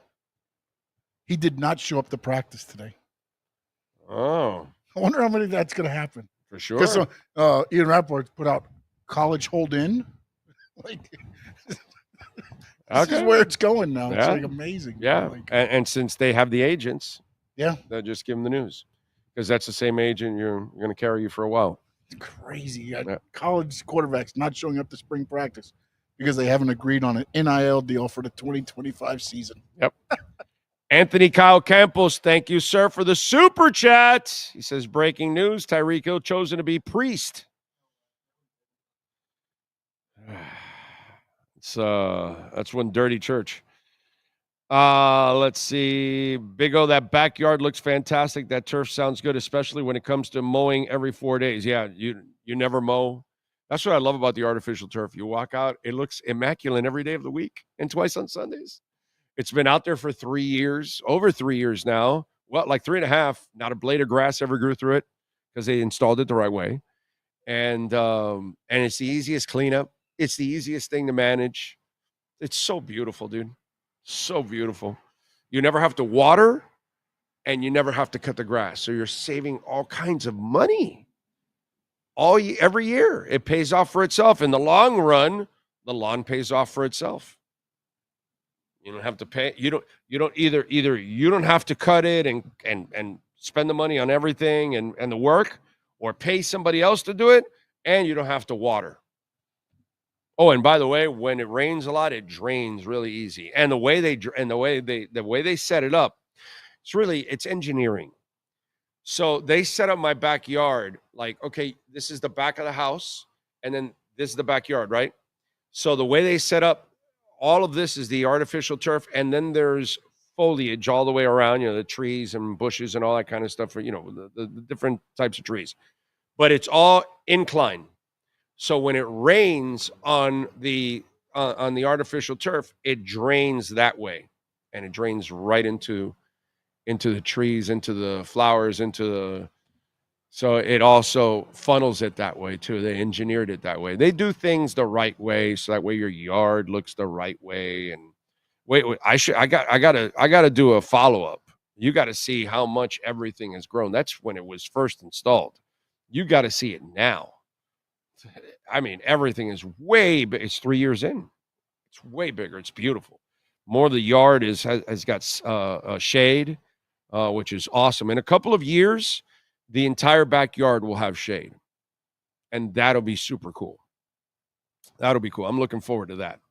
That'll be cool. So thank you, Justin. And if you want a fantastic front or backyard or home or whatever, call our friends at Cutter's Edge Pro. William Quigley is absolutely fantastic. He has a professional company, Dade, Broward, and Palm Beach counties. There's the number, man, 954-472-0622. What do we got here on the chat board? Let's see. NorCal says, this guy was never on board with overpaying T. Hill, even more pissed when T. Hill made it known he wanted 2,000 yards. I don't think Greer wanted Hill either, but I'm a blind-ass fan. I don't know the story, but I'm going to say that some of the front office did not want to pay him. And I just think this was I want to say this was a Mike McDaniel thing, because everything I heard from people in that building, they did not want to guarantee the money. And I don't know what the hell happened. And that's where the story is. That's where the story is. Okay? If I find out exactly, I'll tell you. But I haven't been able to find out, so I can't say anything. I can tell you for a fact, it is etched in stone. Strike me down right here, baby. Strike my ass down right here. They weren't paying him. They weren't paying him. Strike me down. I know it for a fact. It is etched in stone, dude. They weren't paying him. And then something happened. I don't know what the hell happened in that building, but there was a disagreement somewhere, and somebody with some juice made it happen. So I'm going to say, and again, it falls on the front office in the end. It does not matter. Just like as much as I love the front office, and I think overall they do a pretty good job with personnel, their hiring of coaches has been their detriment. I cannot defend it. I've said it over and over again. You know, that's probably will be their downfall, because they're not going to get a chance to hire a third coach. And as I've told you, if they get a chance to hire the third coach, that means McDaniel's not their guy. That was someone else, the owner, Garfinkel, which I don't think it is, but that's the only way the front office survives this. At least that's what I think.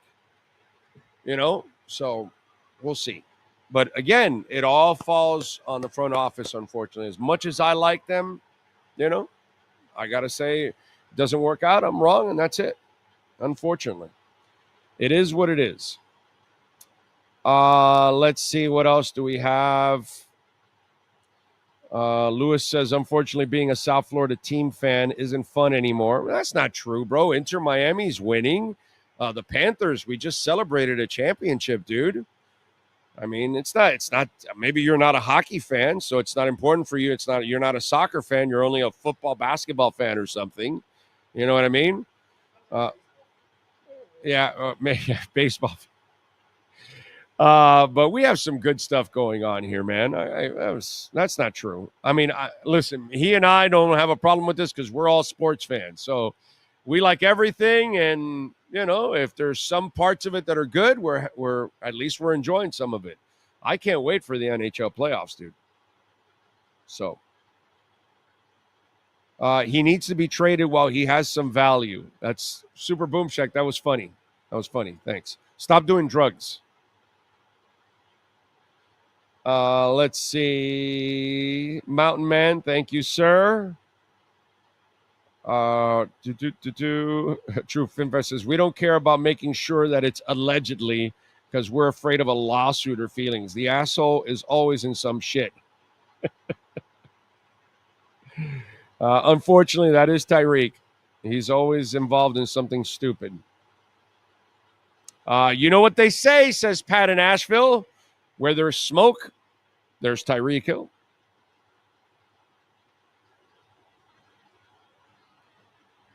Let's see. Sam the Man, Skylar, thank you. Taco, thank you. Thank you out there checking in. Let's see. You want me to be Miami's next GM, Phil Reed? Very kind of you, sir. I'd love the money, not the headaches. I want to see the Kraken released. Michael, you want to see the Kraken released? Send me $10,000 of Bitcoin. I have a price. Cash Big O show. See? That's how I know that I'll be able to keep it till next year. Ain't nobody going to do that. So there you go. You want the Kraken released? You better pay for that Kraken to be released. Or if not, you're going to have to wait. And then the Kraken will get released. And when I release that Kraken, you guys are going to trip out. You all are going to trip out, dude. I mean, trip out. You're going to go, I don't even want to do it. I don't even, like, and they still paid him? You know, that's what you're going to say. You're going to say, and they still paid him? And they still paid him. Wait a minute. You mean he did this and they still paid him?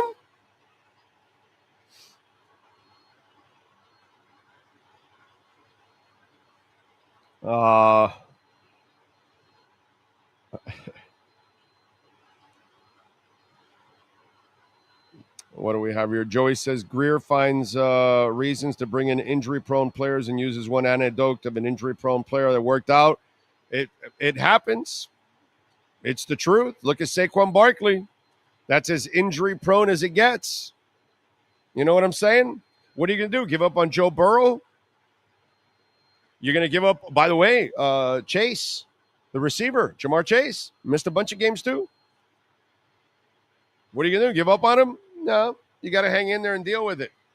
Sometimes that's just the way it goes. And sometimes it works out for you. It just doesn't seem like it always works out for us. On the Tua side, I blame Tua more than anybody else. In fact, I don't blame pretty much anybody else. I blame pretty much all of it on Tua. It's Tua always bringing it on himself, pretty much. 90% of the time, unless it's the Jesse Davis play or the, what's the name of the linebacker from Buffalo that one came in kind of late? Milano. You know, there's a couple of incidents that aren't really his fault, and he got injured. But most of the other ones, it's because he's stupid hero ball. That's all. And I blame him for his own injuries. He's just not smart in that sense, that he just thinks he's got some kind of body that doesn't break or something. Ocala Joe says, morning, something tells me at this rate, Hill is going to be easy to follow soon, standing in Miami street selling oranges. That dude is going to be so broke, bro. So broke. So broke. Big O, do you buy all your crypto on KYCs or do you ever do peer-to-peer? I fear that I'll get scammed if I don't go through an exchange. Well, no, I don't do peer-to-peer. I never do peer-to-peer. No, DeFi platform, yes. You know, you want to use a Uniswap or something like that, no problem. And then buy it on crypto.com or Cash App or Venmo or Binance or Kraken or Uphold, and then send it to your cold storage wallet, whatever cold storage wallet you have. So I don't do peer-to-peer, bro. I don't do peer-to-peer. I've never done that. I'm not going to risk that. For me to do peer-to-peer would have to be like me and Sean. Would have to be like a friend of mine. Like, oh, you want to get rid of it? Dude, I'll buy it. I'll buy your stuff right now. Let me have it.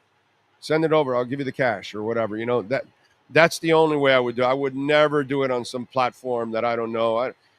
Some of you guys, you try to get a little cute. Dude, just keep it straight, man. Just keep it straight and you're not going to have any problems. Don't go for any funny emails or texts or anything. Block everything. Block everything. Spam everything. Don't even think about it twice. There's a lot of shit out there, dude. Just block it all. Don't even go for it. Don't even answer any emails.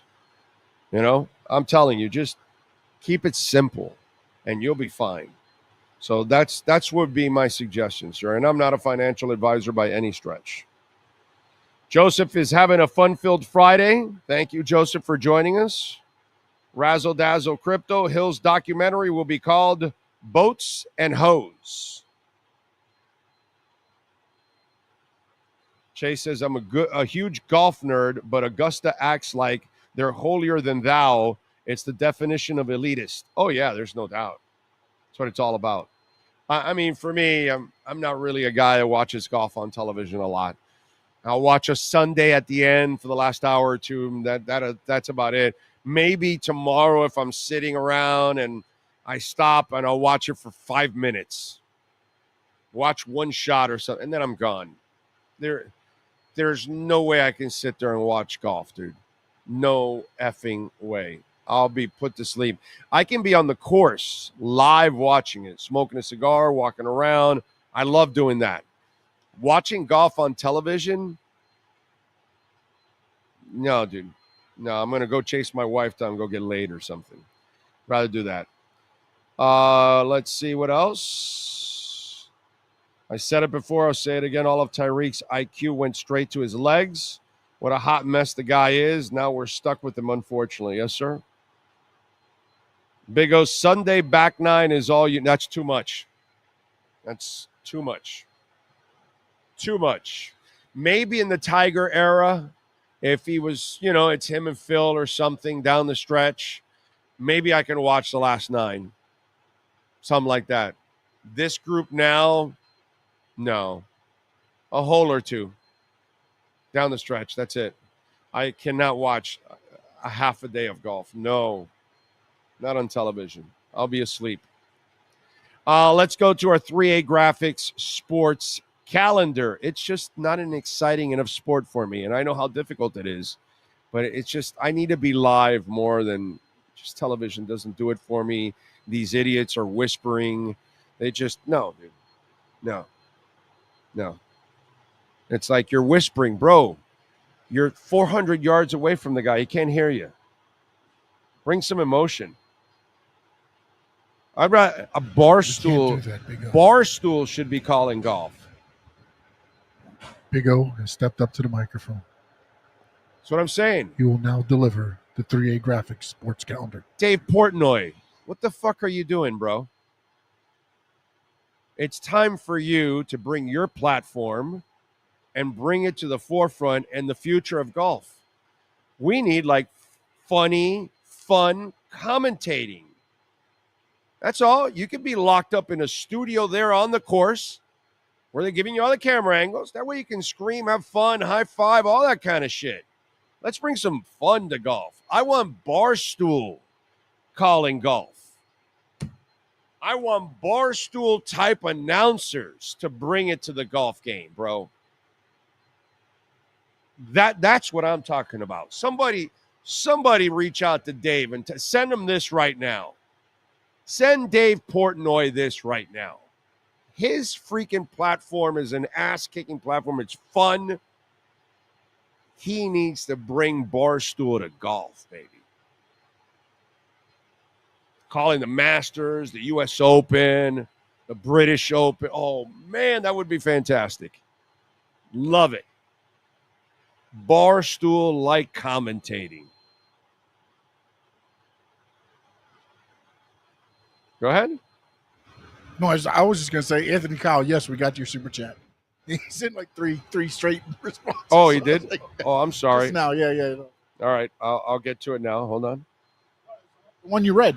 Oh, I did. I read the super chat. Yeah, breaking that's news. what I said. We got to it. I don't think he was on. I think he had. I thought he said he sent 3, and I'm like, oh man, I haven't seen. No, he sent 3 asking if we had got to it. Yes, we did, Anthony, and thank you, my man. Thank you. So yeah, Barstool baby would bring it.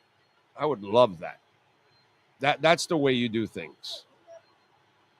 Isn't Live that way though? I haven't watched a lot of the broadcasts. I don't watch any Live. You know what? I might have to check. I've never watched the Live broadcast because they actually have the fans like pumped up before they tee off. Like it isn't like normal PGA Tour golf, at least the one I saw.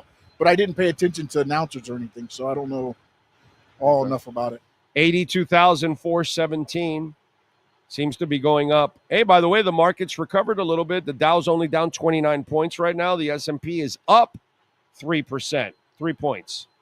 NASDAQ's still down about a third of a point, but it recovered a little bit at least. Tiger was before my era. Holy shit, that's young. Damn, you are young, Chase One. Holy shit. Big O, whose idea was to trade for Tyreek Hill? The problem here is the GM we have in place. Yeah, that's Frankie. Dude, you're a broken record. We know that already, bro. We know you don't like Chris Greer. I get it.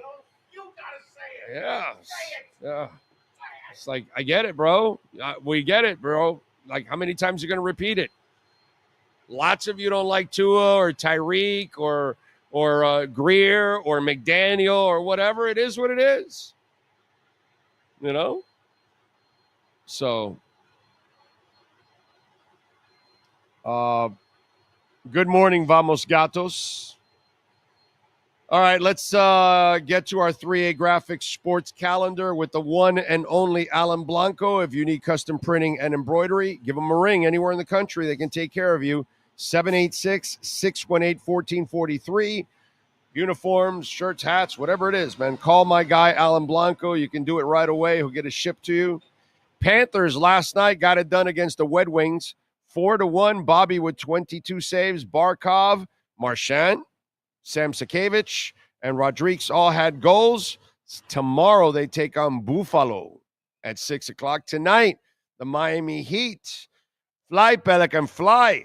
They take on New Orleans. They're favored by 13.5. Over and under is 215, which is way under the weight of Zion Williamson. Tip-off will be at 8 o'clock. Tonight at 7:30, Saturday at 7:30 at Beyond Bankcard Field. It is the Fort Lauderdale United hosting DC Power FC. Go support the ladies. Get them back on the winning track and kick some ass. Sunday at 4:30, your MLS team is back in action. Inter Miami will visit the Chicago Fire. Chicago's plus 170 on the money line. Inter Miami is plus 130. And the Browns have signed Joe Flacco to a 1-year, $4 million deal that could go all the way to $13 million with incentives. That is your 3A Graphics sports calendar. Speaking of graphic, the Tyreek Hill 9/11 call.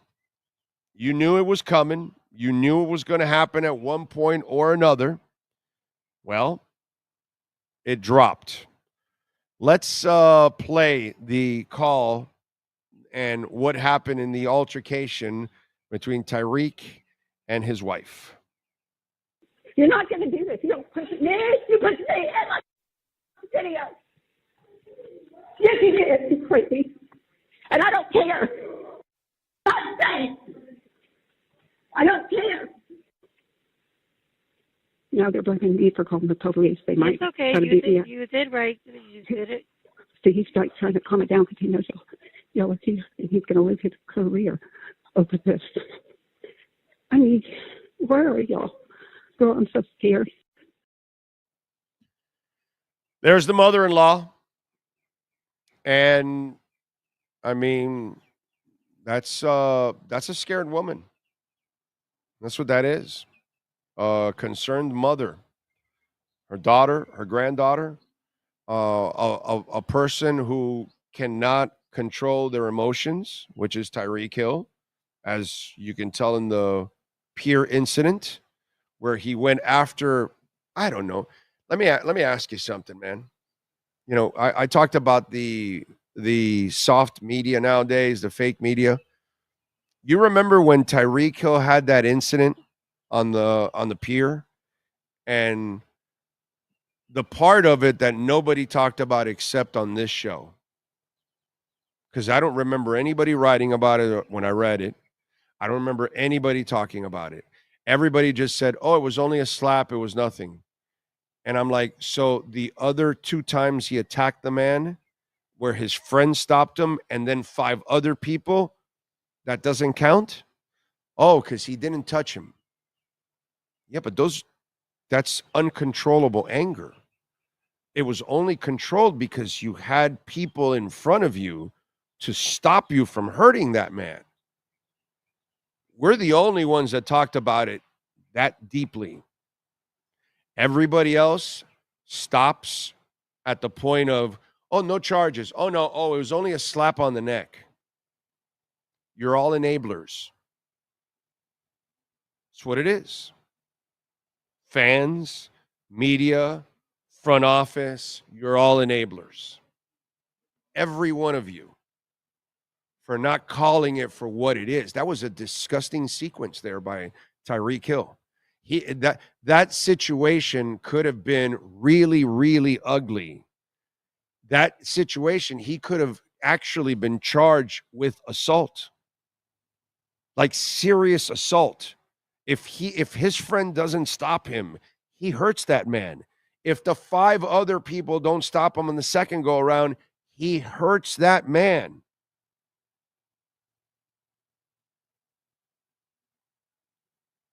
These are not isolated incidents. This is a man that struggles with his emotions. He cannot keep them in check one way or another. He can't keep what he wants to say or what he wants to do. And you think that's the first time? They just watched him break an IG model's leg. They were there. By the way, again, does anybody in the media mention this?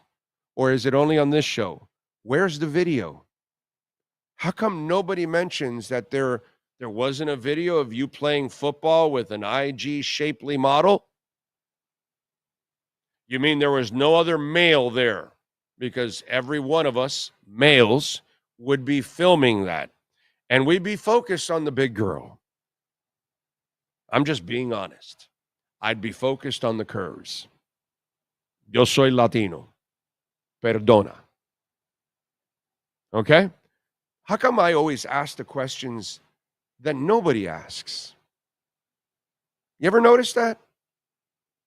Nobody ever delves into that. When they write about the IG model, nobody ever talks about, where's the video? You know there's a video.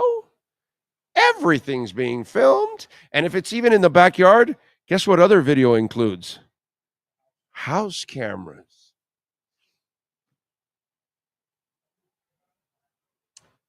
You know, I'm an inquiring mind. I want to know. How come nobody asked that? They never ask all the right questions. Where is it? Well, why don't you talk about the other 2 things in that Pierce incident? So, the old lady has seen Tyreek Hill go off different times that we haven't seen. Just like the bomb I can drop that you don't know about, that the media doesn't know about, that most people don't know about. But people in that building know about it. A lot of people in that building know about it. I'm surprised that bomb hasn't come out. You know that? As many people that know about it, I commend those people for keeping it quiet.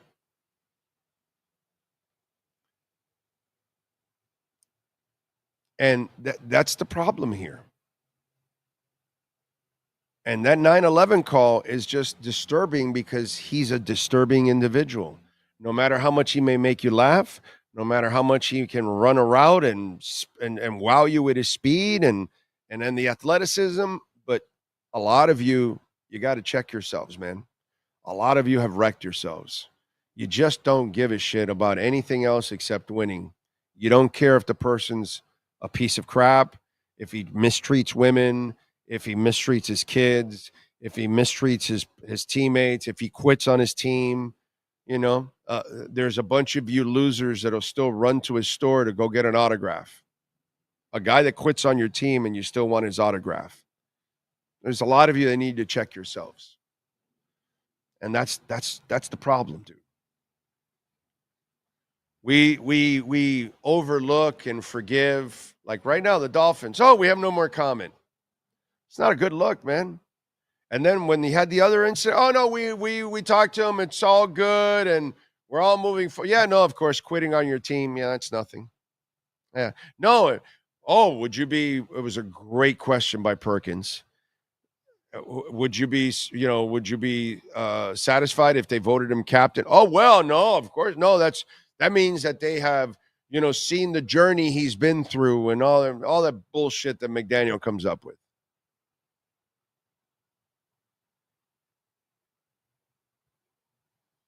Let me see if I have $10,000 in Bitcoin here, just in case. Because, I can drop a bomb, but, No. Are you shocked? You're not shocked? Oh, I thought for sure somebody would drop $10,000 of Bitcoin for me here because they are dying to know the bomb. You can do it by PayPal also if you want. See who's got real balls out there. Or who's got spare change, because if you can send $10,000, you're pretty comfortable. I have no idea. Well, they can send it 1,000 at a time. They can just send it 1,000. They can send the Cash App at 1,000 at a time or 5,000 or whatever the limit is. Not a problem with that. It's all good. It's all good.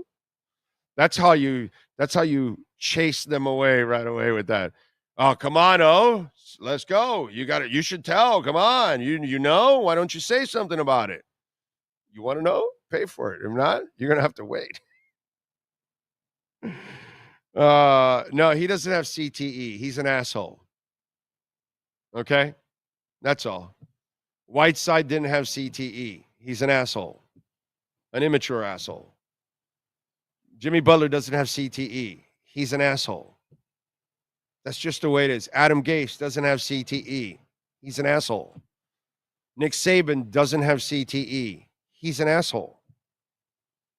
Let's just stop it already. We give all these people outs for no reason at all for their behavior. There's no CTE. There's no nothing. It's just immature. It's just a person that just refuses to grow up. They're ignorant, whatever it is. That's all. Don't give him any outs. Tyreek Hill lost every opportunity at any break whatsoever. And that's the way he needs to be treated. Again, a lot of you out there, you got to check yourselves, man. You really do. Yes, sir. Inter Miami news. Wow. Alex Winley just reposted David Ornstein's article. Lionel Messi. Inter Miami. Lionel. Lionel Playworld. Lionel. Go ahead. You say that part then. Lionel. Messi and Inter Miami are close to an agreement on a contract extension. Woo, doggy. So he needs that 27 season to cash in. They're Good trying for to him. make sure they cash in. He cashes in, and then they can cash in with the new stadium. Yeah, because then they'll get 2 years of him in the new stadium. That's awesome. Awesome for fans, too. You know what I mean? And the Messi mercenaries that are going to the games now. Yeah. Gives Inter Miami a chance to build somebody. That's when I'll go to a game. I'll go to one. I'll go to one in the new stadium. Park. Yeah, the Freedom Park, you got to. Yeah, definitely. That's when I'm dying to go to a game. I'll go to a game over there at the Freedom Park. I'll wait to go to many games once Messi's gone, because then the prices come down. You know what I'm saying? But how is the CONCACAF Champions Cup cheaper than a normal MLS ticket? Don't know. Can't answer. Maybe it's not as much because it's not on demand, I guess. Okay. I guess it's not as special to the, than the MLS is. Yeah. In this country. No, I get it, I guess. Yeah, but because when I went, of course, there was two MLS teams playing each other. Right. And then also there was this last one was two MLS teams playing each Right. other. But I guess they don't know that before the tickets second go on sale, so you could end up playing against a team that okay. All right. No, because I'll never get the price of tickets I got of course last time. I mean, I was in the fourth row right at the corner for $40 a ticket. Stupid. That's ridiculous. That's a joke. It's a joke. I reached out and touched Messi. That's awesome. That's awesome. And then his guy came and tackled me, but it's okay. It's all right. I know there was no prison at that stadium, so that's good. The great Ray Grullon says, howdy-o. It's very disturbing. You can hear her fear in her voice on that call. Yeah. And the fact that, they're mad at me because I called the cops. Yeah. Well, she's the only one there that's responsible out of all of this. You've got to try to protect. And that's what she does. She's a mother. Yeah, and I think the fact at the end when she's like, where are you? Scared, like when you see her say that. If you rip the child from the mother's arms, and by the way, she picked up a little bruise along the way from that. It's a pretty strong way to rip the kid out, and no need to do that. It's just, these are things. This guy is he's not well, bro. He's not well. He's not well. That's all. Not well. He's just a bad dude, not wired right. Unfortunately. But the worst thing is we've all been enablers. And that's the problem, that society has been an enabler for him and has given him every break in the book. And that's why we're in this situation.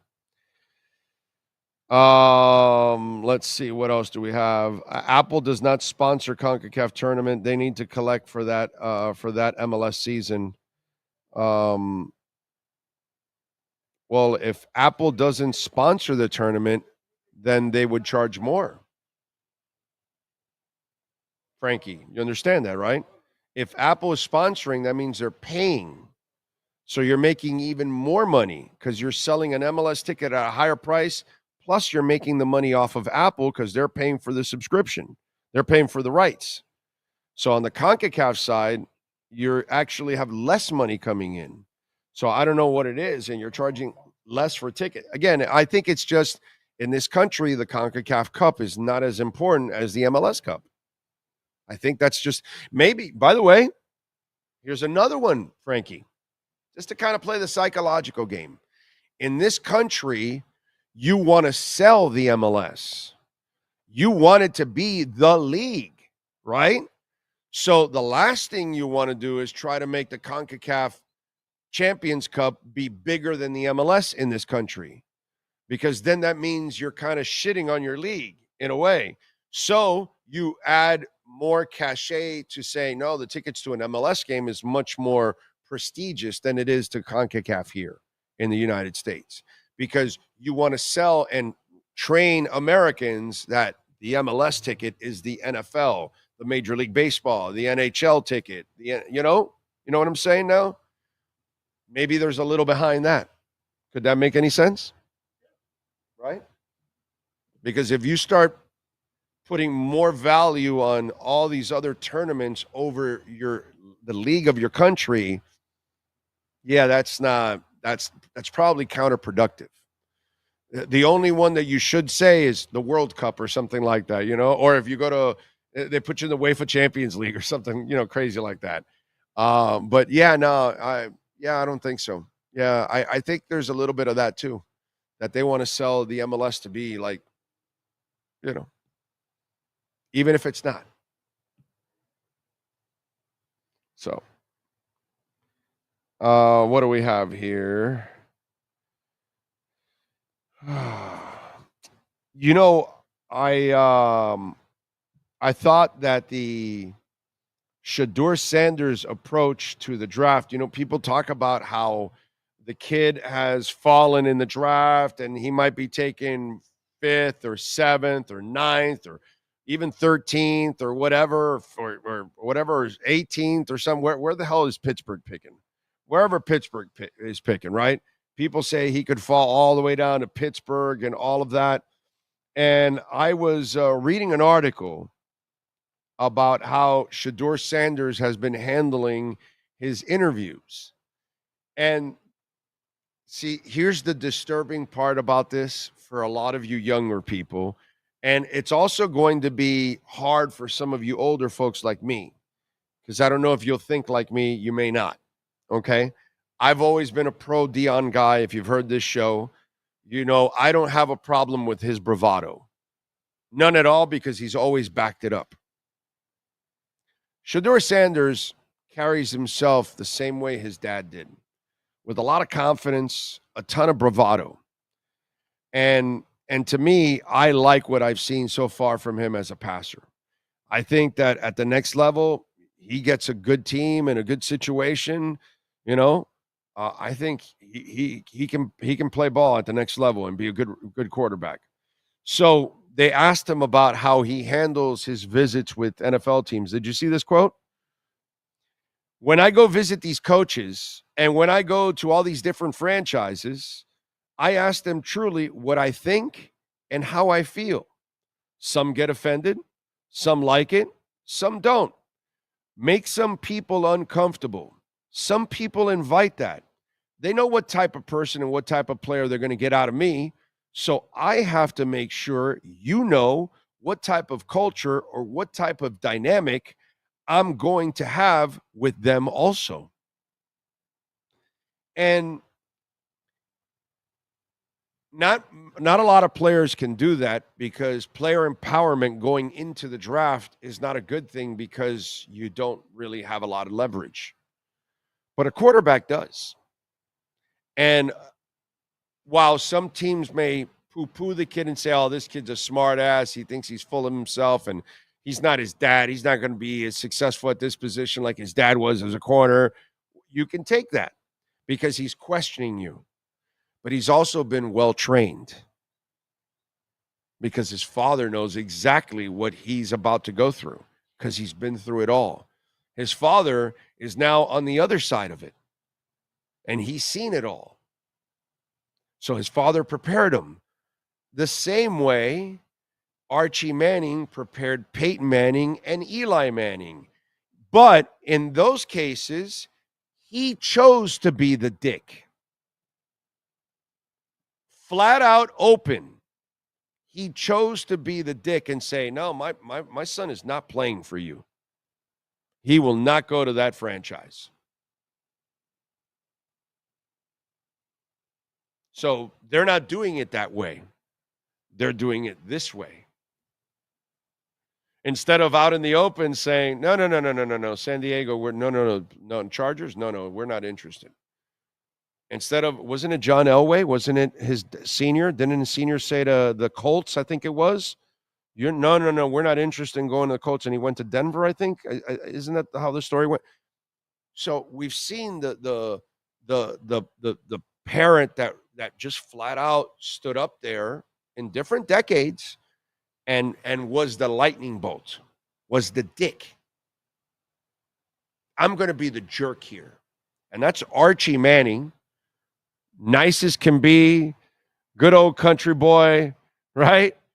But he played for New Orleans.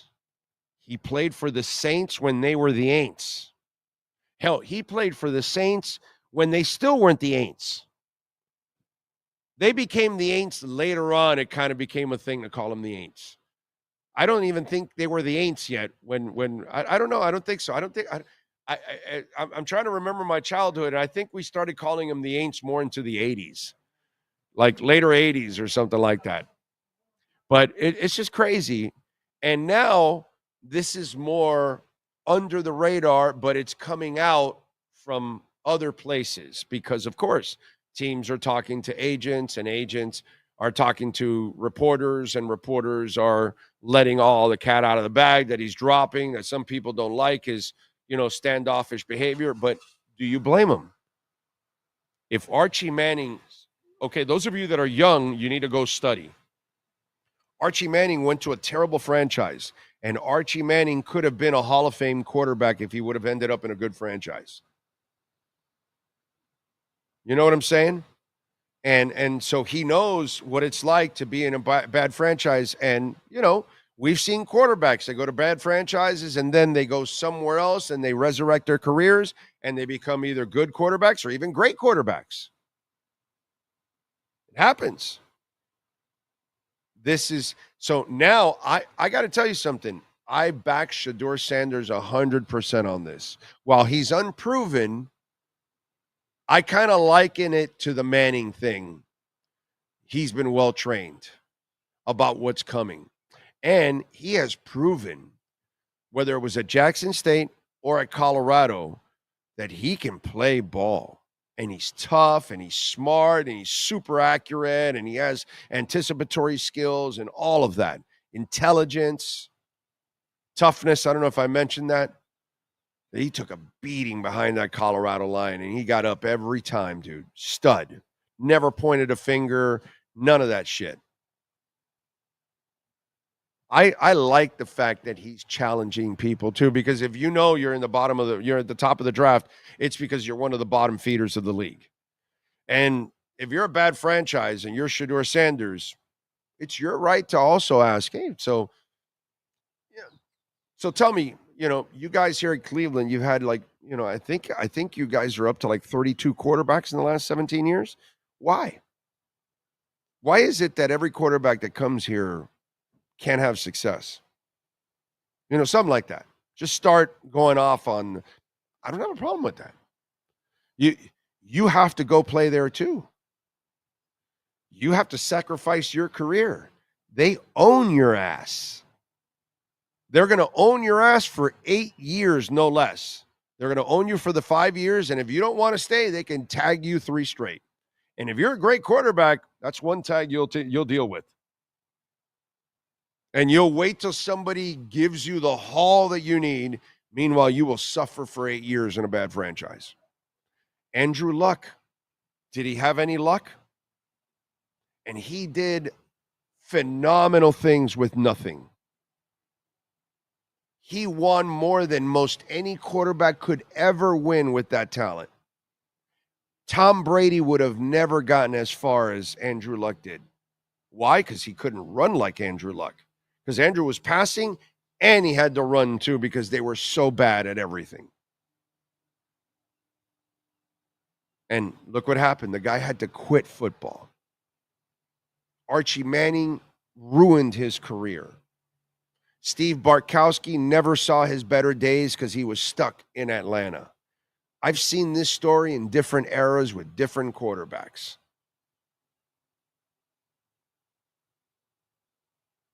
I don't have a problem with the way Shador Sanders is approaching this because there's so much incompetence at the top of the draft. Do everything you can to position yourself to land in the best franchise possible. He was talking glowing about Pittsburgh and Mike Tomlin. Glowing.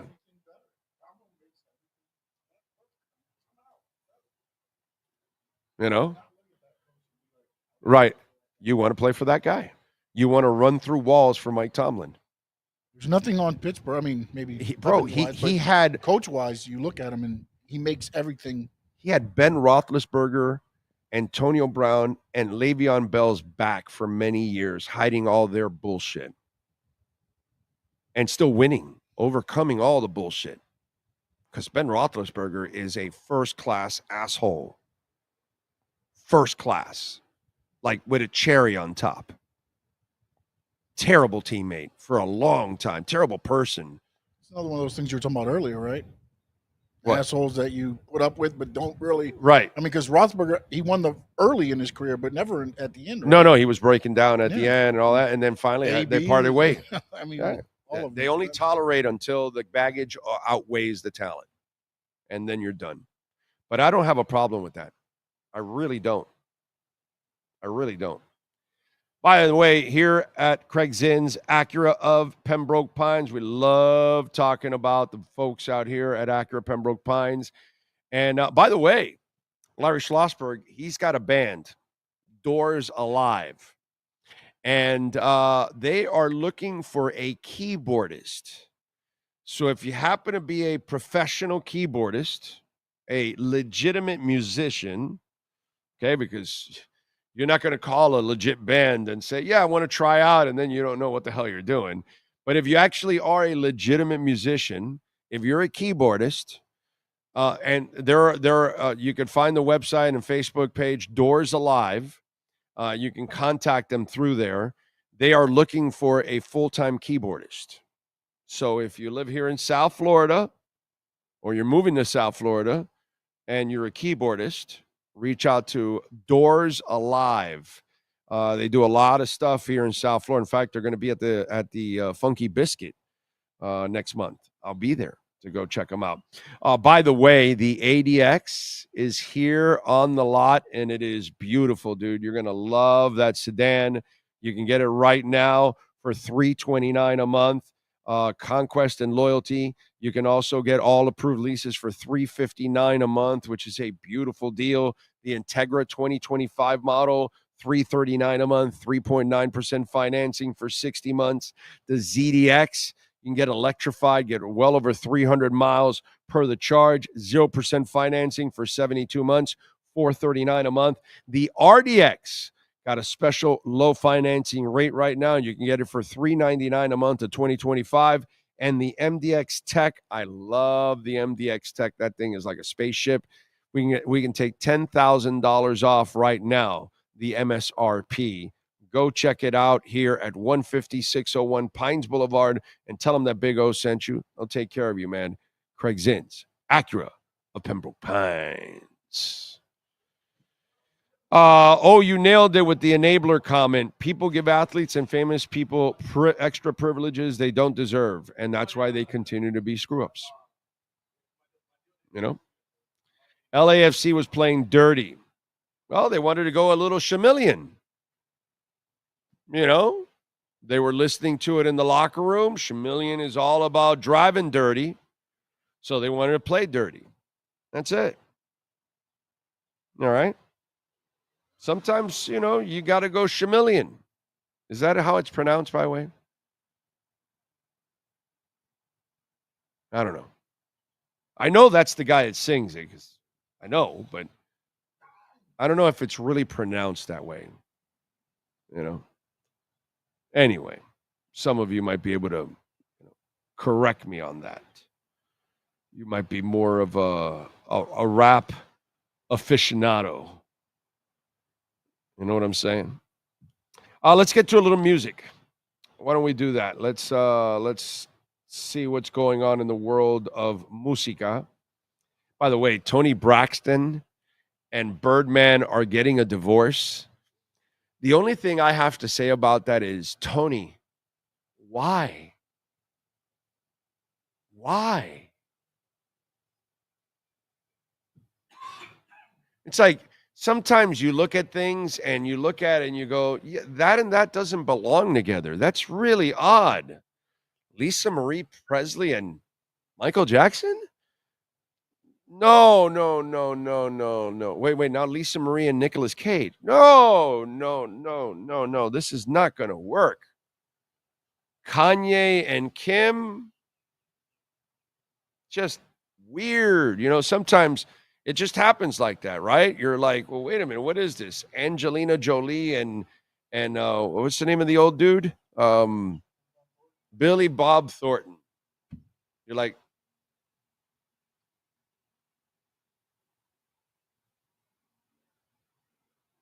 anyway, so Tony Braxton and Birdman apparently got married on the secret, and now they're getting a divorce out in the open. That's what happened. According to documents obtained by the one and only TMZ, the couple secretly got hitched on the 8th of August in 2024. They never announced their nuptials because the newlyweds reportedly ran into issues just days after they tied the knot. I can't imagine that there would be issues at all with a person like Birdman. Anyway, the outlet claimed that Braxton confirmed their wedding date on divorce papers she filed just 2 weeks after the ceremony. What love. She and her lawyers listed the couple's separation dates as August 10th and claimed the relationship was irreparably broken, in other words. Braxton and Birdman began dating in 2016. Okay. The couple then got engaged in 2018. Then rumors about their relationship began to swirl in 2019, and Birdman posted and deleted an Instagram story that said, "It's over." Braxton also made a suspicious post about starting a new chapter, which fueled the rumors even more. We don't know what happened, Braxton told ET. It just kind of came out of nowhere. Someone said it was. We were like, okay, we'll just ride with it because it'll give us some privacy. So that's good. We're good. The couple reportedly split again in 2022. But rumors that they got back again spread a year later after blogs reported the couple got married in Mexico. My dear friend at Birdman and I are not married, never have been, she wrote. We are both single. Despite the claims on the legal documents, Tony and Birdman are technically still married. Braxton reportedly dismissed her divorce petition in January of 2025, and Birdman's signature is on the paperwork. It looks like the veteran artists are still husband and wife as of press time and have yet to address their marital status. That woman is hot. She's still good looking. Like, that dude? That dude. Really? That dude? Okay. I'm so shocked that it didn't work out. Anyways, let's go with musicians born on this date. Joss Stone, Jocelyn Eve Stoker, the UK soul singer, born in 87 on this date. Tom Thacker, guitarist, vocalist, co-founder of Sum 41, born on this date in 78. Let's see.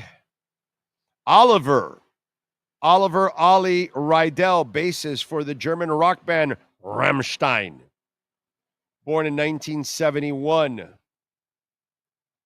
Let's see who else. Celebrating Lisa Stansfield, been around the world. Born in my year, 1966. Let's see who else. Celebrating birthdays. Neville Staples, baby. Singer with the Specials. Born in 1956. He was also part of Fun Boy 3, too. Okay. Let's see what else. He was really saying something. Bop, bop, shooty, woo. All right, let's go to famous birthdays. Who else is celebrating birthdays besides some of these musicians? Kind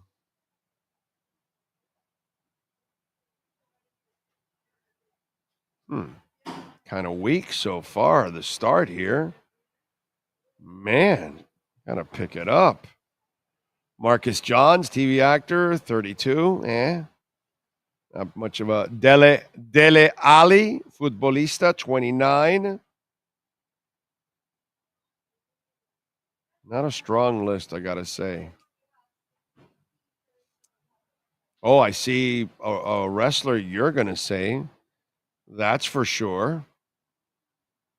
Okay. And I got my other list as a backup, which usually has a couple of that don't come in the other list. Actor Joel Grey, born in 32. The guy's 93 right now. Wow, impressive. Who else is celebrating? Mishash Taylor, actor, born in 47.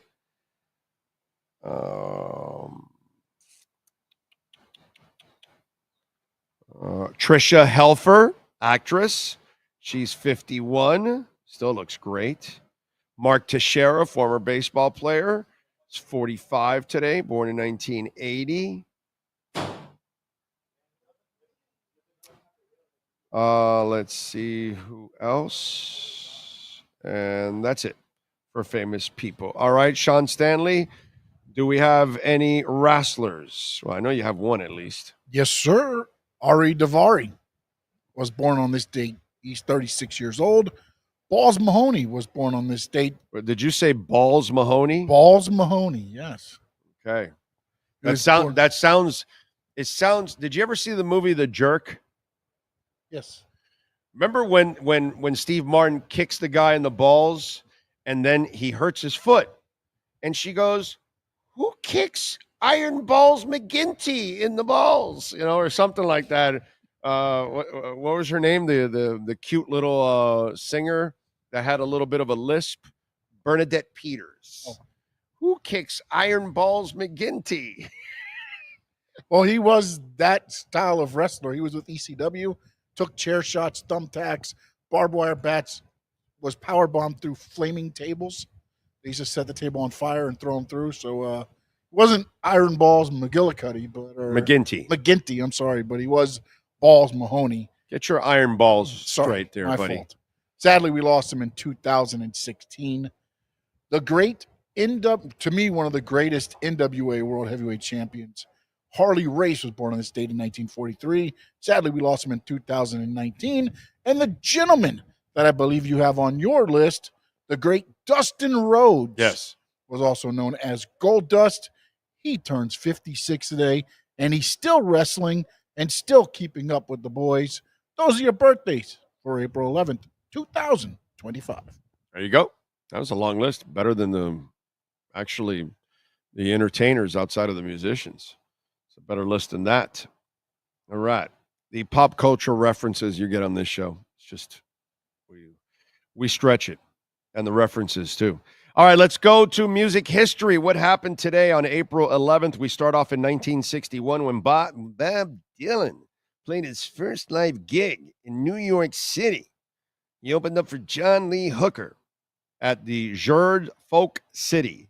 In 2014, Nirvana, Kiss, Hall & Oates, and Peter Gabriel were among the inductees into the Rock and Roll Hall of Fame. In 66, on this date, Buffalo Springfield, the group that helped launch the careers of Neil Young, Stephen Stills, Richie Furay, and Jim Messina, made their live debut at the Troubadour in Hollywood. Man, the amount of bands. Can you imagine if they just took you into a time machine and they just told you, here's a list of the bands that have been at the Troubadour. Go ahead, step into the hot tub time machine and go to any date, any time, and any concert. Think about that. Like the first concert Elton John ever played in the United States was at the Troubadour. I don't know if any of you know that. Like, think about that. You could have gone to the Troubadour to see Elton John for the first time ever in the United States. How cool would that be? Can you imagine the shows that have happened in the Troubadour over the last 60 years, 70 years that thing's been open? God, that would be so freaking cool. Anyway, in 81, Eddie Van Halen married Valerie Bertinelli, star of One Day at a Time. And buddy, I was in front of that TV every week to watch One Day at a Time because I was in love with Valerie Bertinelli. I was one of those kids because, I was a young guy in those days. But, man, did I love seeing Valerie Bertinelli. There was no video. There was no DVR, none of that. You had to be there live or you missed it. In 60, and by the way, I didn't even get to see Valerie Bertinelli in HD in those days. That's the other thing. All right? So, Anyway, in 67, on the way back from visiting the Beach Boys' Smile session, Paul McCartney dreamt up the idea for the film, The Magical Mystery Tour. It's waiting to take you away. In 92, Pearl Jam appeared on Saturday Night Live. In 77, Alice Cooper played in Sydney, that's Australia, in front of 40,000 fans, at the time the biggest rock show in Australia's history.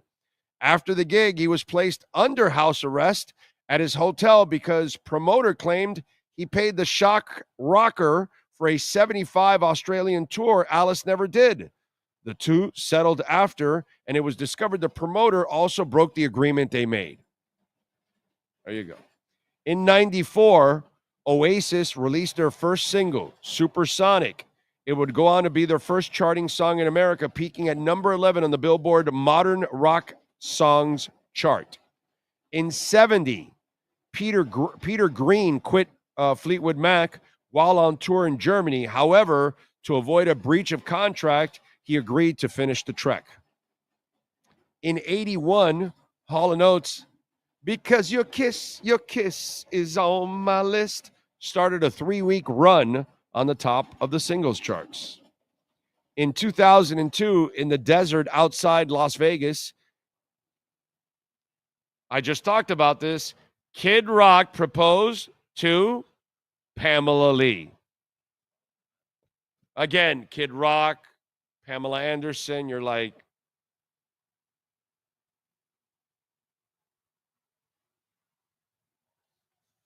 these things don't go together. And sure enough, like all of the other ones, they didn't stay together.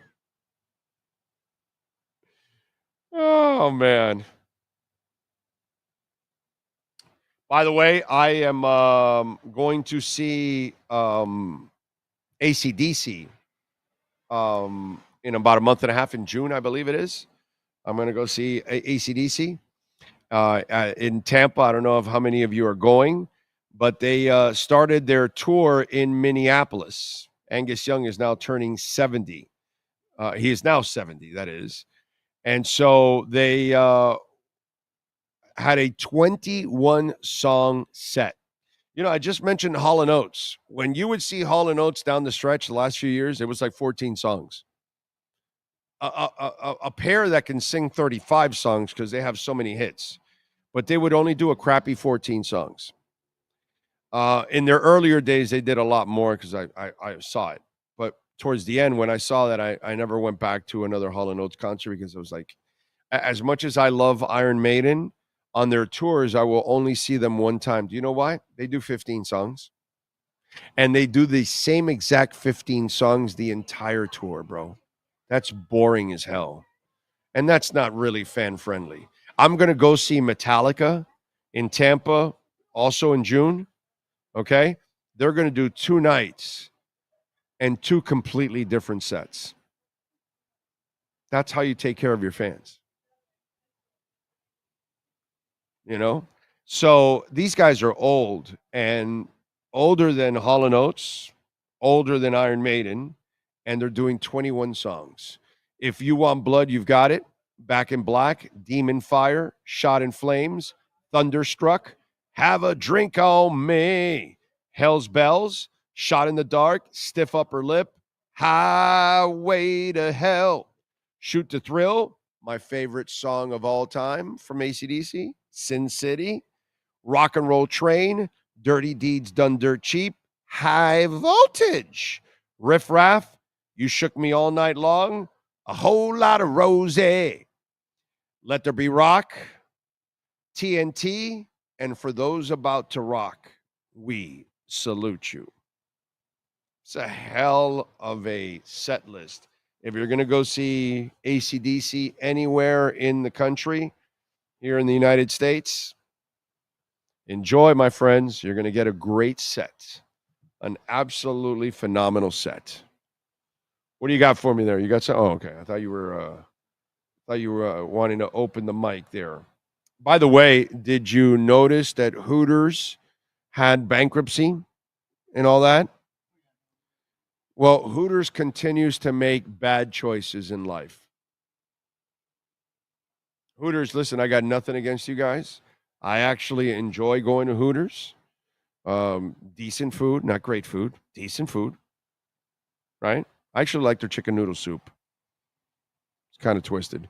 But anyway, and of course, the views are always great at Hooters. Let's be honest, ladies and gentlemen. Okay? And then you go watch the games. And obviously, things haven't gone well for Hooters that they have now filed for Chapter 11 bankruptcy. Now, all the restaurants aren't going away. There's a lot of them that are still going to be around. So they put out a press release, and it says, to announce that a restructuring support agreement has allowed the business to manage its debt while keeping its doors open. It says this is a huge inflection moment for our brand. We couldn't be more excited for our customers and employees. Hold on now. The original owners are taking back the concept, returning it to its roots, and restoring the success it enjoyed 42 years ago. As part of the company's efforts to revitalize the iconic brand, Hooters is discontinuing weekly bikini nights, including fresher, higher quality ingredients. Okay, I can deal with that on the menu. And establishing a universal standard for waitress service. Additionally, the company plans to prioritize charity work, community events, efforts that have been a core part of Hooters' identity since its foundation in 1983. We do programs like Wings for Children for Education. We sponsor first responders. We do Veteran Days, breast cancer programs, and with the V Foundation, the Moffitt Cancer Center for Joe DiMaggio. They explained. We've always done things. Now it's an opportunity to return to that. While every owner has brought its own flavor to this, we're about to return to our roots with original group out of Clearwater and bring it back to what the brand is all about.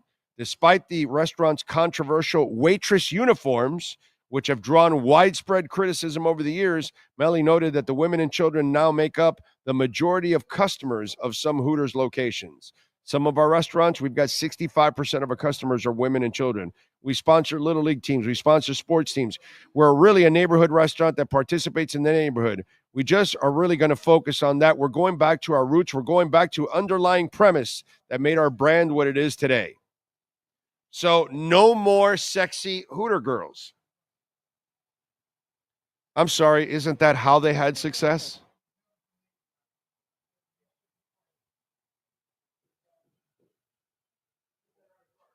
Did you really go to Hooters for the food? That's the one thing that stood out for me in that press release, that they finally figured out they had to upgrade their food. To me, what set Hooters back constantly, it wasn't that you didn't have a great bar. It was a great bar. I love to go to the Hooters. You know where I used to go to Hooters a lot? When it was at the Hard Rock. And I would go to a concert, and I would go to the Hooters right after. All the time. Hang out, watch the games, have a drink, a beer, soup maybe. Their food was like finger food. It wasn't ever, to me, that's what sets them. Like when you go to Flanagan's, you're going to get your bar and you're going to get your views and all that, but you're also going to get great food. When you go to Sports Grill, the same shit. You're going to get your bar, you're going to get your TVs, and you're going to get great food. You never said that at Hooters. Ever. For whatever they've been around, 50 years, nobody brags about the food at Hooters. Nobody. They brag about the wings at Sports Grill. They brag about the ribs at Flanagan's. There's something that they brag, like they have a seafood chowder at Flanagan's. You ever had it? I effing love that seafood chowder. Love it, bro. The Flanagan's has those rib things. What are those called? Not the baby back ribs, but those other things. They're called rib something. What are those things called? They're like stuffed ribs or whatever. What? Rib rolls or whatever. Those things are freaking amazing. That was Hooters' problem the entire time. Their food game sucked. It was mediocre. You were getting food at Hooters because you had to put something in your stomach because you were drinking beer or drinks. Am I wrong or am I right here? The only reason you settled for Hooter food, it's just to level off the alcohol. But when you go to some of these other places, you literally are looking forward to having whatever it is. Like there's a Parmesan chicken sandwich that Sports Grill has. I love it. You know, there are certain things on the menus of those kind of places that I look forward to. When I go to the Hole in the Wall, I'm going to watch a game. They got a bar there. That's fine. It's right next to Odyssey. I enjoy myself. We play video games. We go to a Hole in the Wall. They have good food there. Their burgers are good. You know, I love their Jesus, what are those things called? And they're ginormous. Damn it, I get them always as an appetizer, and I'm brain farting, and I freaking love them. Anyway, I don't know why I'm brain farting. My favorite dish in that place in Hole in the Wall, now I'm forgetting it. But anyway, that's why you go to the Hole in the Wall. That's why you go to Sports Grill. That's why you go to Flanagan's. I've never heard anybody say that they're going to Hooters because they're dying to have something on the menu. Bullshit. It's to go watch the game, have drinks, and see some TNA. That's it, dude. That's it. That's Hooters. That's why you're called Hooters. You're not called Hooters because you were trying to show off your family, friends, and all that other stuff. It's great, and it's good for the press release and all that BS. Bro, come on. Let's go. What are we doing here? Again, am I the only one that just like tries to get down to the meat of the matter? Does everybody just want to just dick around the real point? It's amazing. It really is. Sean, nobody's dropped any $10,000 in Bitcoin. I thought for sure somebody wanted to know the story behind it. 82,567 now. Continues to climb. How about the market? Are we in the green yet? Yes, 371 points. Went from red to green, S&P. I wonder what happened. Because I've been doing the show for 2 hours and 40 minutes, so I have no idea if there's any breaking news or something that happened. Skylar says, I saw AC/DC in 2008 in Charlotte. It was a great concert. They know how to put on a show. Amen. Amen. Amen. Can't wait. I've seen him several times, all the way back to the 80s in the Hollywood Sportatorium. One of the loudest concerts I've ever been to, still to this day, is the For Those About to Rock a tour. Okay. And, you know, the 2 years before in the Back in Black when he came down on the bell, right? And this one, they started off with the cannons. And those cannons going off in the Hollywood Sportatorium, holy shit, that was echoing, and it was loud as a mofo. And, you know, back in those days, we were idiots. We didn't go with, like, earplugs or anything. Like, I go to concerts now, and I put earplugs, you know what I'm saying? But back in those days, I'm just, like, there, and I'm headbanging. I'm as close as I can to the front stage, to the speakers. Damn, what I beat up my ears, dude. Beat the hell out of those things. Hard to root for a guy like Tyreek. He's no good. Yeah, no, metal heart. I get it, dude. Karoon says, oh, reacting to Balls Mahoney made me LOL. There you go. Balls McGinty. Iron Balls McGinty. Big O, remember Bernadette Peters in the original Longest Yard? Bro, I remember everything about Bernadette Peters. She was a sexy little thing, dude. She just had it. You know what I mean? So, yes. Everything about Bernadette Peters, I remember. Even if you didn't like her acting skills, you might have found her annoying, because she could be a little bit annoying. But she had it. I will say. She had the sexiness to her, you know? You got to give it to her. No AC/DC set list is complete without Hell's Bells. Amen. Hooters was known for great breasts. And then he puts chicken. LOL. Tyreek will blame everything on McDaniel when his time is up in Miami, for sure. But you can blame some of it on McDaniel, but he needs to, you know, look in the mirror, you know? So, you know, that's how it goes. All right, folks, I appreciate all of you out there. As always, thank you for keeping it locked here. To my Jewish friends out there, happy Passover starting tomorrow, I know. So have a great and safe weekend. To everybody out there, love you all out there. Please to smash the hell out of the like button. Help us get to Spain. We want to cover the Dolphins that week, do the show all week out there. You can make a donation and help us get to Spain. We'd appreciate that immensely. Cash App or Venmo at Cash Big O Show. That is Cash Big O Show, Cash App or Venmo. And you can send a Bitcoin or Ethereum or even Solana or Chainlink donation there on Venmo. We appreciate it. And the challenge is up there. You guys want to hear the ginormous Tyreek Hill story I have? Well, I can't release it till next year, but if you want it early, make a $10,000 Bitcoin donation, and I will shock the world and piss some people off in the process. But I'm going to say, yo, bro, 10 grand for Bitcoin, I got to go. Got to go. Anyway, we know that's not going to happen. We'll see you guys on Monday. Unless Tyreek gets arrested again, then we'll do something over the weekend. Y'all be good out there.